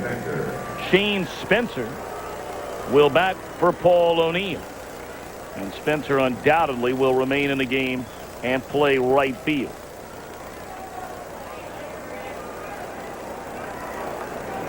O'Neill, of course, playing with that stress fracture in the left foot. Joe always does a great job of getting guys into games late in the game for defensive purposes, and certainly Spencer, we saw him make the play down in the corner, missed the cutoff man, but still got it done. Got over to that ball very quickly to keep Giambi from scoring from first base. And we saw that ball that got popped up down the line just foul that O'Neill couldn't quite get to. Spencer probably does. And you bring him in for defense late in the game when you have a lead.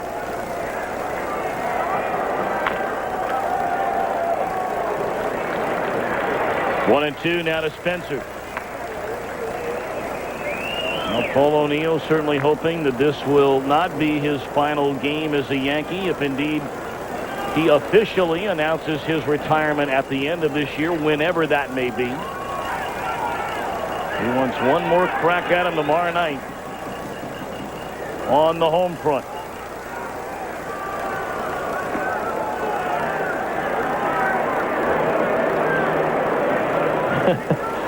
Well, again, out there retrieving a ball that ended up on the field, and then the big guy stole it from the little guy, and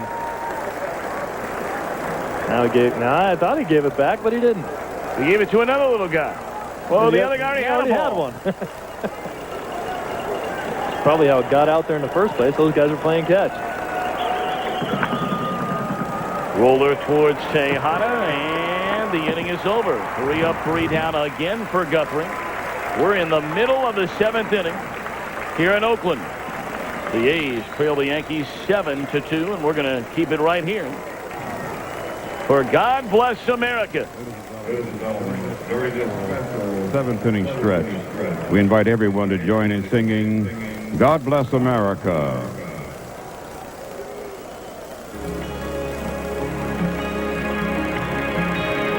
God bless America.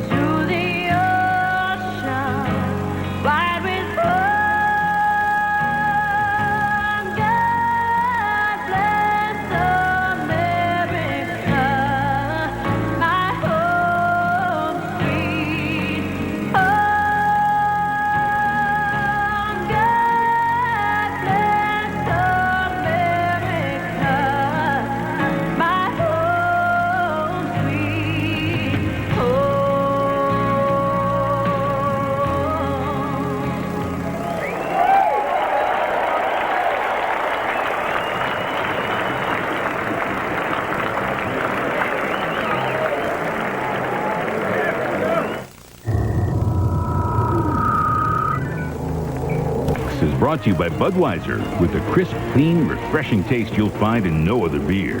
This Bud's for you. And by Chevy Trucks, the most dependable, longest-lasting trucks on the road. Outs getting precious and few for the Oakland Athletics, trailing 7-2 as they bat here in the bottom half of the 7th inning against Mike Stanton. Stanton on in relief of El Duque. Orlando Hernandez went 5 2/3, allowed 8 hits, 2 runs. Stanton got the final out, leaving 2 on base for the A's in the 6th. And the heart of the order: Tejada, Giambi, and Gann. Shane Spencer does indeed remain in the game after batting for O'Neill.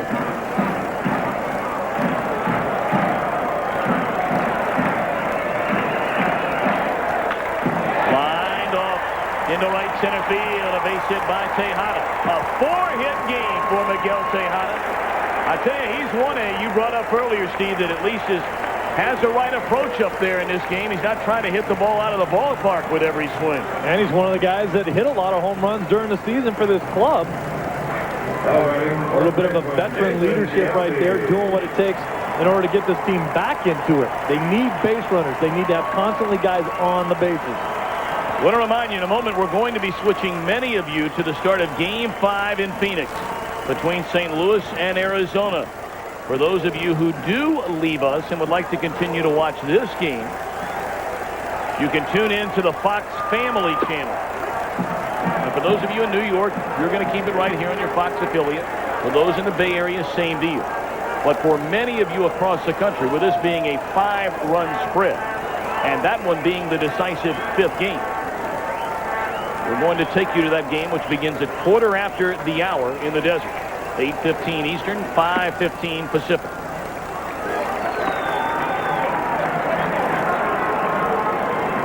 And again, that ball game. Kurt Schilling, a complete game 3-hit shutout in Game 1, giving Arizona the 1-0 lead. Schilling in that game struck out 9, walked 1. And he'll be facing the same pitcher he locked up with in Game 1, Matt Morris. And Morris was terrific as well. Allowed a 2-out single to center field by Steve Finley in the 5th. He scored Damian Miller for the game's only run on the outside corner of strike. There you get a look at the numbers from tonight's Game 5 starters looking back to Game 1. Morris won 22 games during the regular season, 22-8. Schilling, 22-6. There's Mark Mulder, figures to be the Game 5 starter for the A's against Roger Clemens. What a job he did, 6 2/3. Spread around 7 hits, gave up just the 1 run. In a very hostile Yankee Stadium in the Bronx. Chris Mulder won 21 games during the regular season. 2-2 on Giambi. Hitless today, only 2 hits in the series. And Stanton blows him away with a high fastball.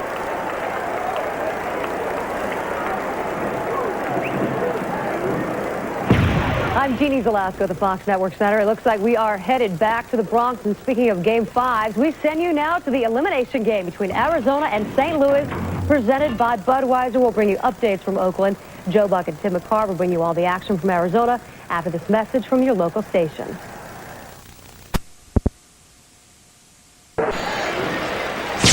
I'm Jeannie Zalasko at the Fox Network Center. I'm Jeannie Zalasko at the Fox Network Center. One of Oakland's hottest bats in the series so far, trying to get his A's back in this game, but this won't help. The flyout to Bernie Williams would end the inning. They've gone to the top of the 8th in Oakland. New York still leads 7-2. As promised, we'll keep you posted, Joe Buck.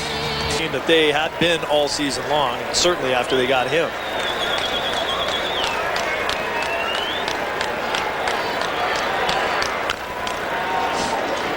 I saw Jermaine Dye before the game today. He was actually reading the postseason media guide about himself. He was trying to make sure everything was right. We had well, as he should. He's like, Come on, JD. You don't know who you are? 2-2 on Soriano.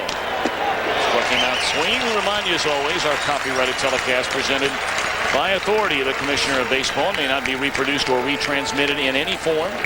And the accounts and descriptions of this game may not be disseminated without express written consent. It's interesting to note, what did Jermaine Dye mean to this team this season? They went 48-14 after the trade. They're cleanup hitters before Dye got here. Hit .208 with 10 home runs. And you're talking about well over 3 months into the season, nearly 4 months into the year. 10 homers, 48 runs batted in. And you get a look at the numbers that Dye put up, those numbers to the right with Oakland, in the cleanup spot. In less games.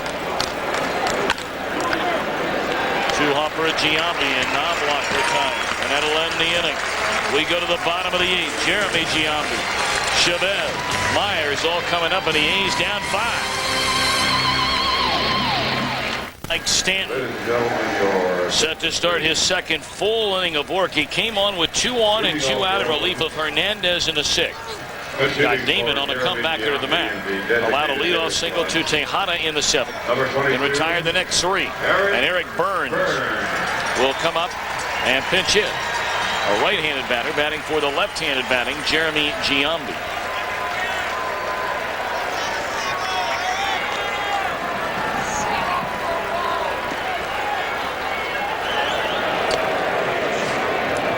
Burns got a little pop in his bat from the right-hand side there. Saw him earlier today. Good 3 hours before the game started. Hanging out underneath the stadium in the batting cage, trying to take some extra hacks, hoping for the opportunity to get in here and play.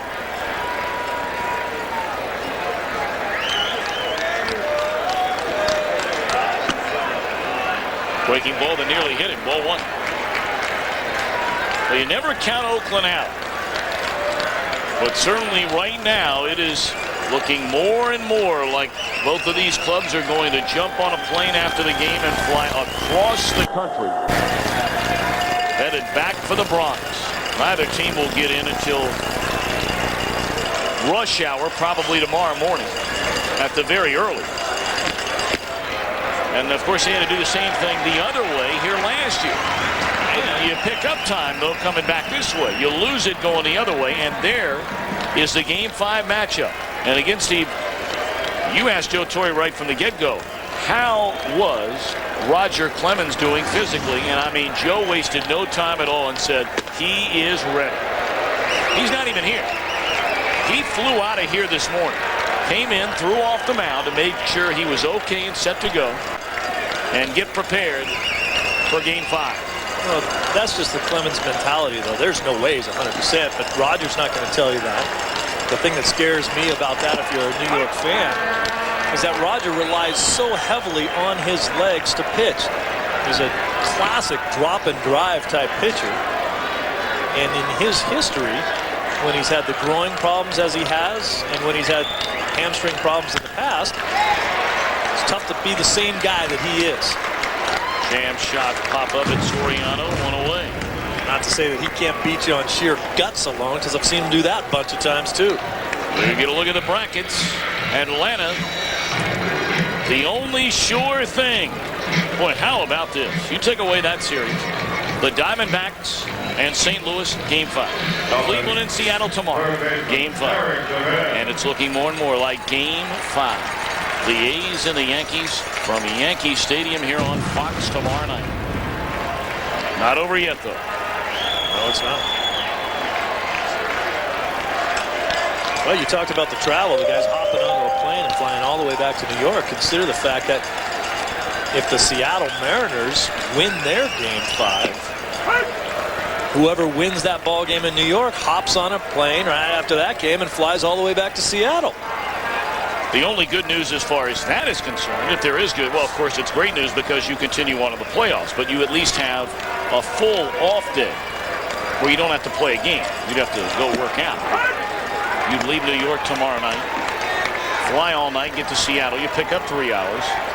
But the American League Championship Series does not begin until Wednesday. I don't know how you are, though, but I'm one of those guys that says, you know, that day you're fine. It's the next day when that kind of travel kind of kicks you around a little bit, and that's the day they would be playing.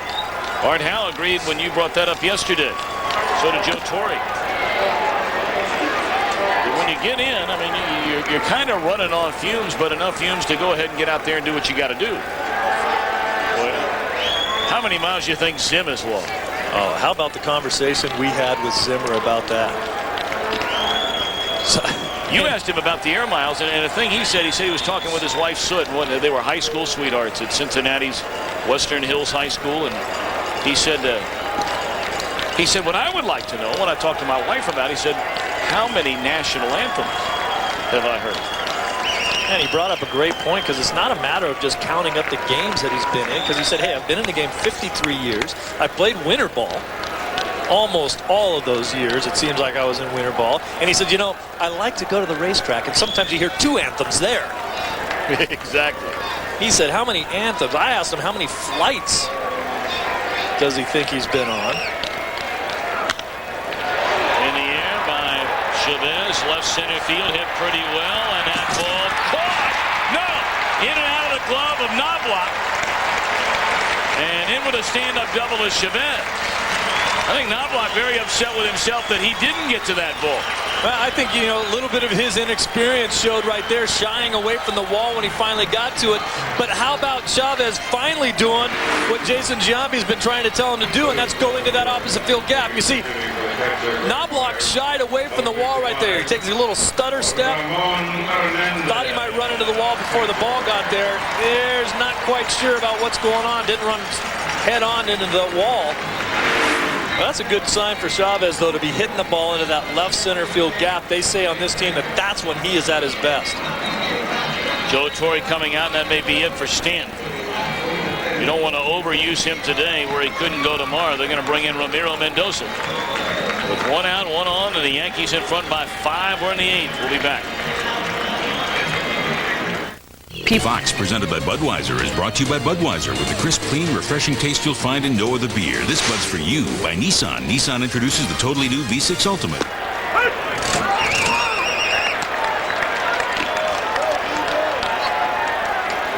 Ramon Hernandez, a pinch hitter. Coming up to bat for Greg Myers, and Ramiro Mendoza, who has been such a valuable member of this Yankee pitching staff. Takes over from Mike Stanton. 1 on, 1 out. Big breaking ball and a dandy from Mendoza. Nice breaking ball there. He knows that the pitch that he can get in the most trouble here with Hernandez is a fastball on the inside part of the plate. That's the pitch that Hernandez certainly can turn around. Grounded, foul. Just to finish the thought on Don Zimmer, he also talked about how many apartments that he rented during his illustrious career in the major leagues. He said, I rented every year. How many different places have I lived? He said, the one place I bought was managing in Texas. Got fired 3 months later. Don't buy. On the ground, down to third. Brocious will look to run her back. 2 away in the inning. And just to add further to that, his year-round home. And Steve's talking about all the renting he does, whatever team he happens to be wearing the uniform. His year-round home is down in Florida. He bought that house 50 years ago. Had it built 50 years ago. The same house. He's married to the same girl he dated in high school. Now, if that's not a guy that you could call a loyal person, who is in this day and age? How about his loyalty to Joe Torre? I'll tell you, Zim's tried to get out of this game. Walked out of a game in Colorado in the middle of it, said, I've had enough, I'm going home.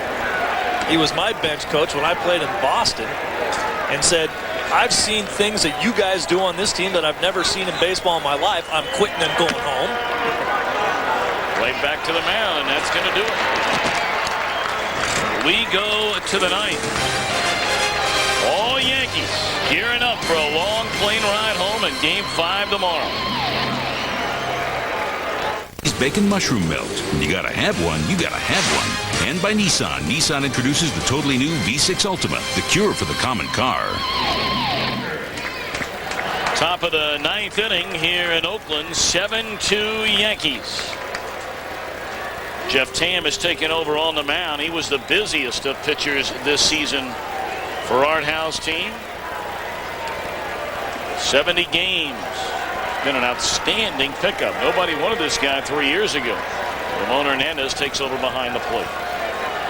Tam has been nursing a sore shoulder here down the stretch. Derek Jeter, first pitch swinging, pops it up into foul territory. One away. Let's check in with Jeannie Zelasco. Hi, Jeannie. Hi, Tom. Elimination game underway in Arizona. Top one, runners on the corner. The hot bat of Jim Edmonds at the plate, but Kurt Schilling stops the threat. No score as they head to the bottom of the inning, and now we're going top two. We'll keep you posted. Thank you very much, Jeannie. And again, if Arizona should win that game, the Diamondbacks would open the National League Championship Series at home, having a better record than the Eastern Division champion Atlanta Braves. If the Cardinals win that game, St. Louis will start the League Championship Series in Atlanta.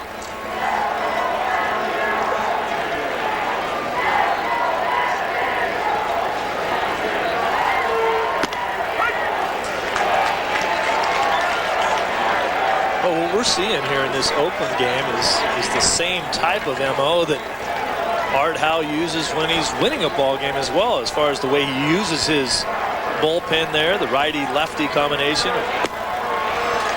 Guthrie and Magnante from the left side, Tam and Messier, who we've not seen,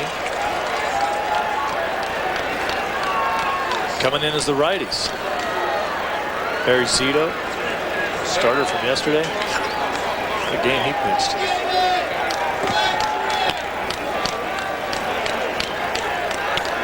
We had seen 3 playoff games to this point and 6 pitchers that didn't deserve a loss. Schilling and Morris in the first game we saw. Woody Williams pitched a great game against Randy Johnson, who certainly did pitch well enough to win. Went down the right field line. Fair ball off the bat of David Justice. His first hit of the afternoon. He's making a turn and he's coming to third, and he will get there with a triple. Second hit of the series for David Justice. Well, David will take this, and this is the kind of hit that might get you on a little bit of a streak. It gets in on him a little bit. He's jammed, but he just muscles it down the line, hooks it down there. And I like what Terrence Long is doing right here. He's going to slide into this corner to try to protect. Couldn't quite get there, and it got by him. But you know what? If he doesn't do that, the ball gets by him anyway. Tried to get there to keep Justice to 2, or maybe have the chance of throwing him out at second base, and he just couldn't quite get there. Now the A's forced to bring the infield in. Trailing by 5 here in the 9th inning. Bernie Williams, 2 hits and 3 at-bats, has knocked in 4 runs. He's also walked and scored a run. That's the postseason Bernie. Williams came into this game only 1 for 11 without an RBI, without a run scored. The 1 hit was a double.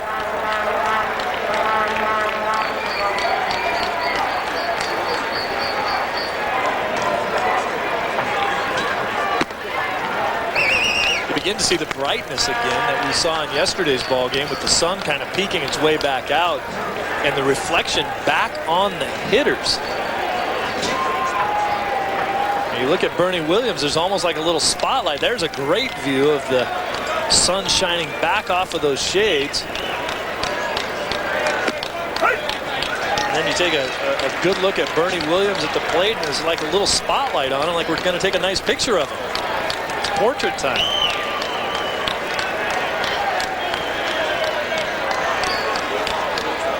The hitters aren't looking directly back into that, but those are angled so that that reflection comes directly towards home plate. Now you don't see it right over the pitcher's head. Into right center field, Williams tacking on some more. Making a turn, coming into second base, Bernie Williams, 5 runs batted in. And the Yankees perhaps throwing an exclamation point on this visit to Oakland, now with a 6-run 9th-inning lead. Bernie Williams just took my 5-minute explanation of how the sun's in his eyes and said, forget about you, I'm going to hit a double, okay? I'm going to drive in another run. I'm going to smoke this ball into the gap. You come up here and hit if you don't want to have the sun in your eyes. He said baseball's made to be played in the sun.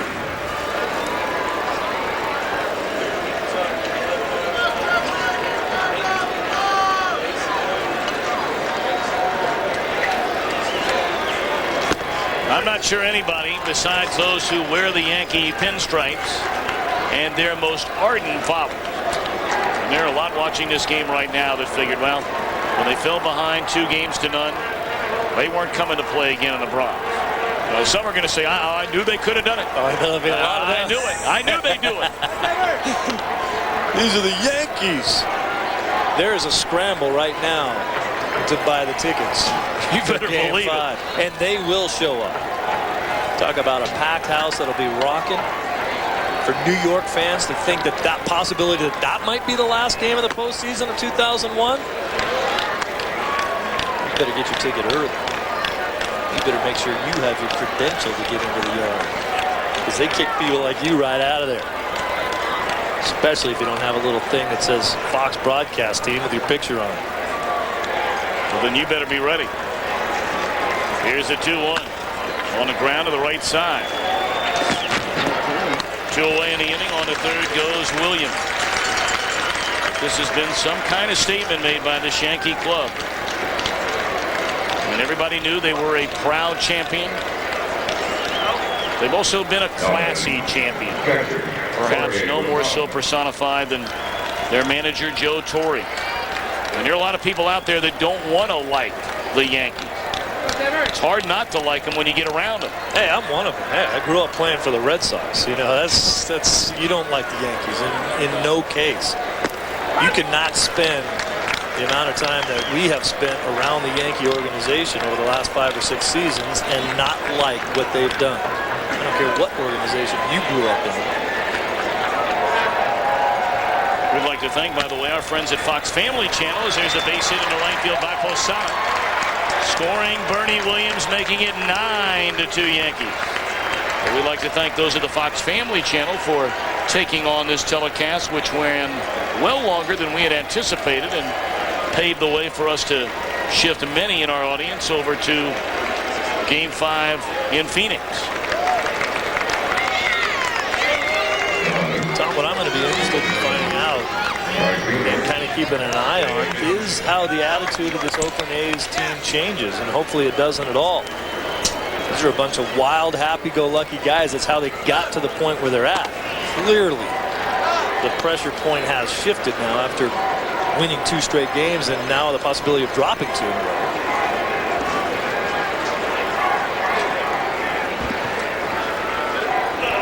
These guys got to come back with the same type of attitude and not change the way they've been doing things. Led by that guy right there. And I think, you know, he's not the kind of guy that stands up in front of people and gives speeches. He slides up next to guys and talks to them. On the ground to short, and Tejada will throw out the hustling Spencer to end the inning. We'll get back to that. Go to the bottom half of the ninth. Oh, Yankees!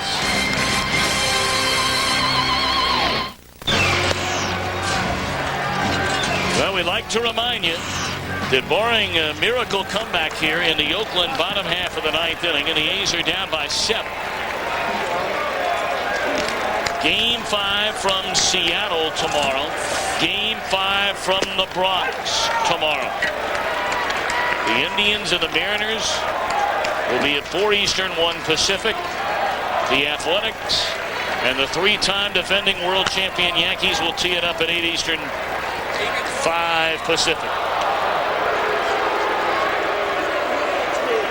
The coordinating producer of Major League Baseball on Fox is Michael Weissman.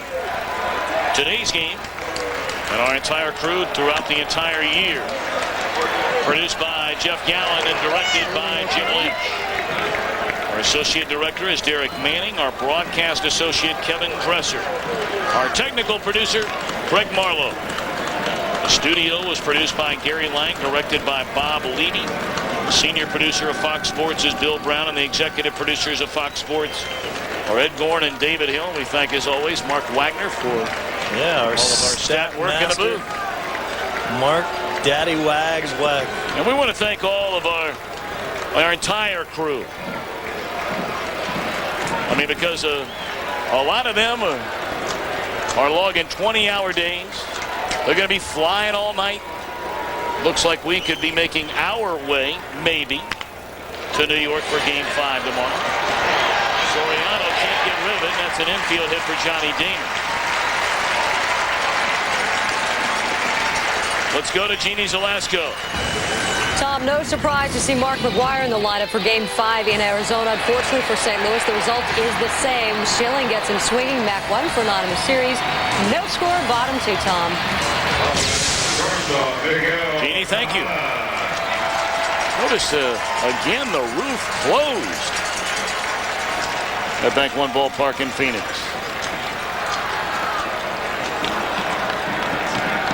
Some of the most beautiful weather in Phoenix is happening right now. Yeah, from now till about June. On the outside corner is strike.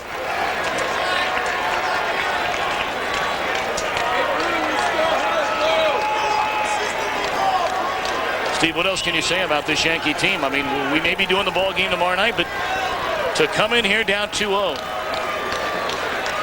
it is absolutely unbelievable against a team this good in the Oakland A's.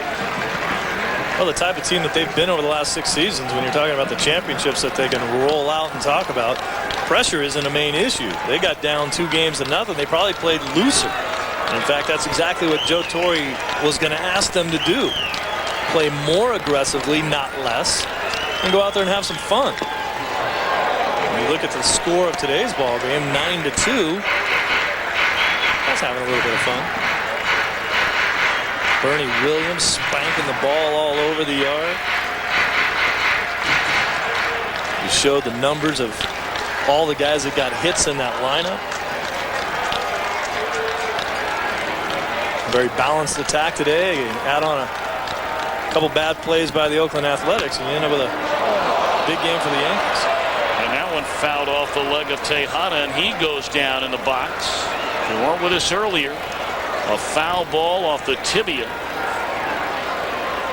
by Jermaine Dye. Broke that bone in his leg, and he's through for the year. That one looked like it went on right off the left instep, the arch area of Tejada, and these things, that hurts. That might have even got even further back on the heel of his foot. And this was earlier today. Jermaine Dye fouling it right off the lower leg. The tibia, as you said, broke the bone right under the knee. Tejada, a good sign, is at least up. Jermaine Dye never got up after that ball hit him. Well, thank goodness Tejada is going to stay in.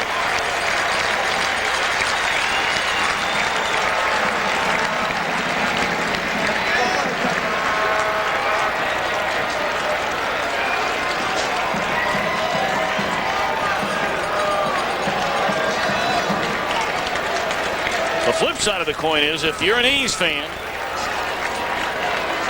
I mean, by no means is this club going to wave that proverbial white flag. A club that won the second most games in the major leagues this season. And they had the winningest pitcher in the American League getting the ball for him in Game 5 in Mark Mulder. Yeah, he's gone through a pressure-packed start, Game 1 of this series in Yankee Stadium. I would imagine going back there, I don't think he will feel any more pressure. When I talked to him, he said, you know what, the pressure doesn't really mean that much to me. I'm kind of an even-keeled guy. I show up, I do my job. It doesn't really matter who I'm pitching against and what the situation is. Tejada gone on strikes, one away. There's, as you look at the big three, and that's Mulder right there, Zito next to him. Zito's the crazy off-the-wall guy. Mulder just does his job. And Hudson is the guy that shows emotion out there. will taunt you a little bit. We're talking about three guys with an extreme amount of poise on the mound when they pitch, but all totally different personality-wise. Olmedo signs his batting for Jason Giambi. Breaking ball stays high. 0 for 3 in a game was Giambi. Giambi now just 2 of 13 in the series.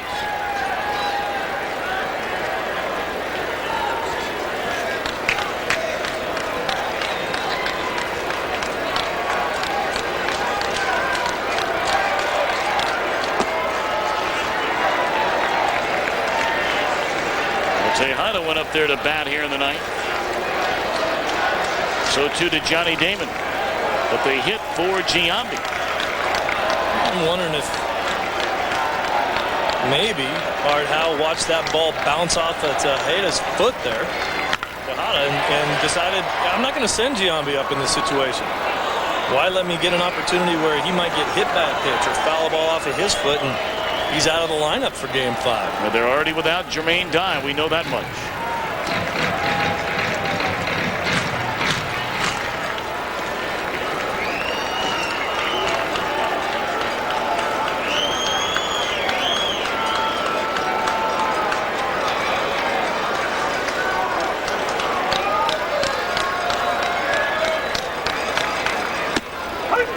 Strike called on the outside corner. Giambi was a young, up-and-coming superstar, the type of guy that they talk about like Chavez. Maybe, you know, if you're having a rough series, you don't want to ruin the kid's confidence. You get him out of there, let him come back for Game 5. But that's not Giambi's case. I think it's more about making sure that he doesn't get hurt in a situation like this. The A's are down to their final out. Ramiro Mendoza getting his second straight strikeout. And again, if the Yankees can go ahead and finish this one off. A doubleheader tomorrow here on Fox. Game 5 in the American League Division Series, the Indians and the Mariners. That'll be at 4 Eastern, 1 Pacific. And then we go back to the Bronx. Paul O'Neill, at least one more game in front of the diehard Yankee fans. It gets underway at 8 Eastern, 5 Pacific. And the road to the World Series continues right here on Fox.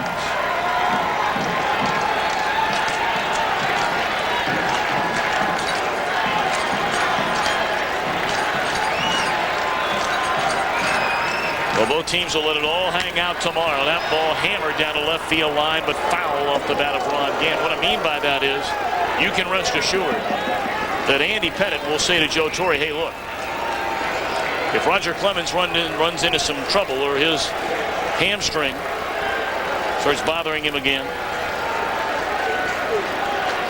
I'm ready for it. I would imagine he'd be one of the first guys out of the pen. Possibility. He would have been the starter if Roger couldn't go.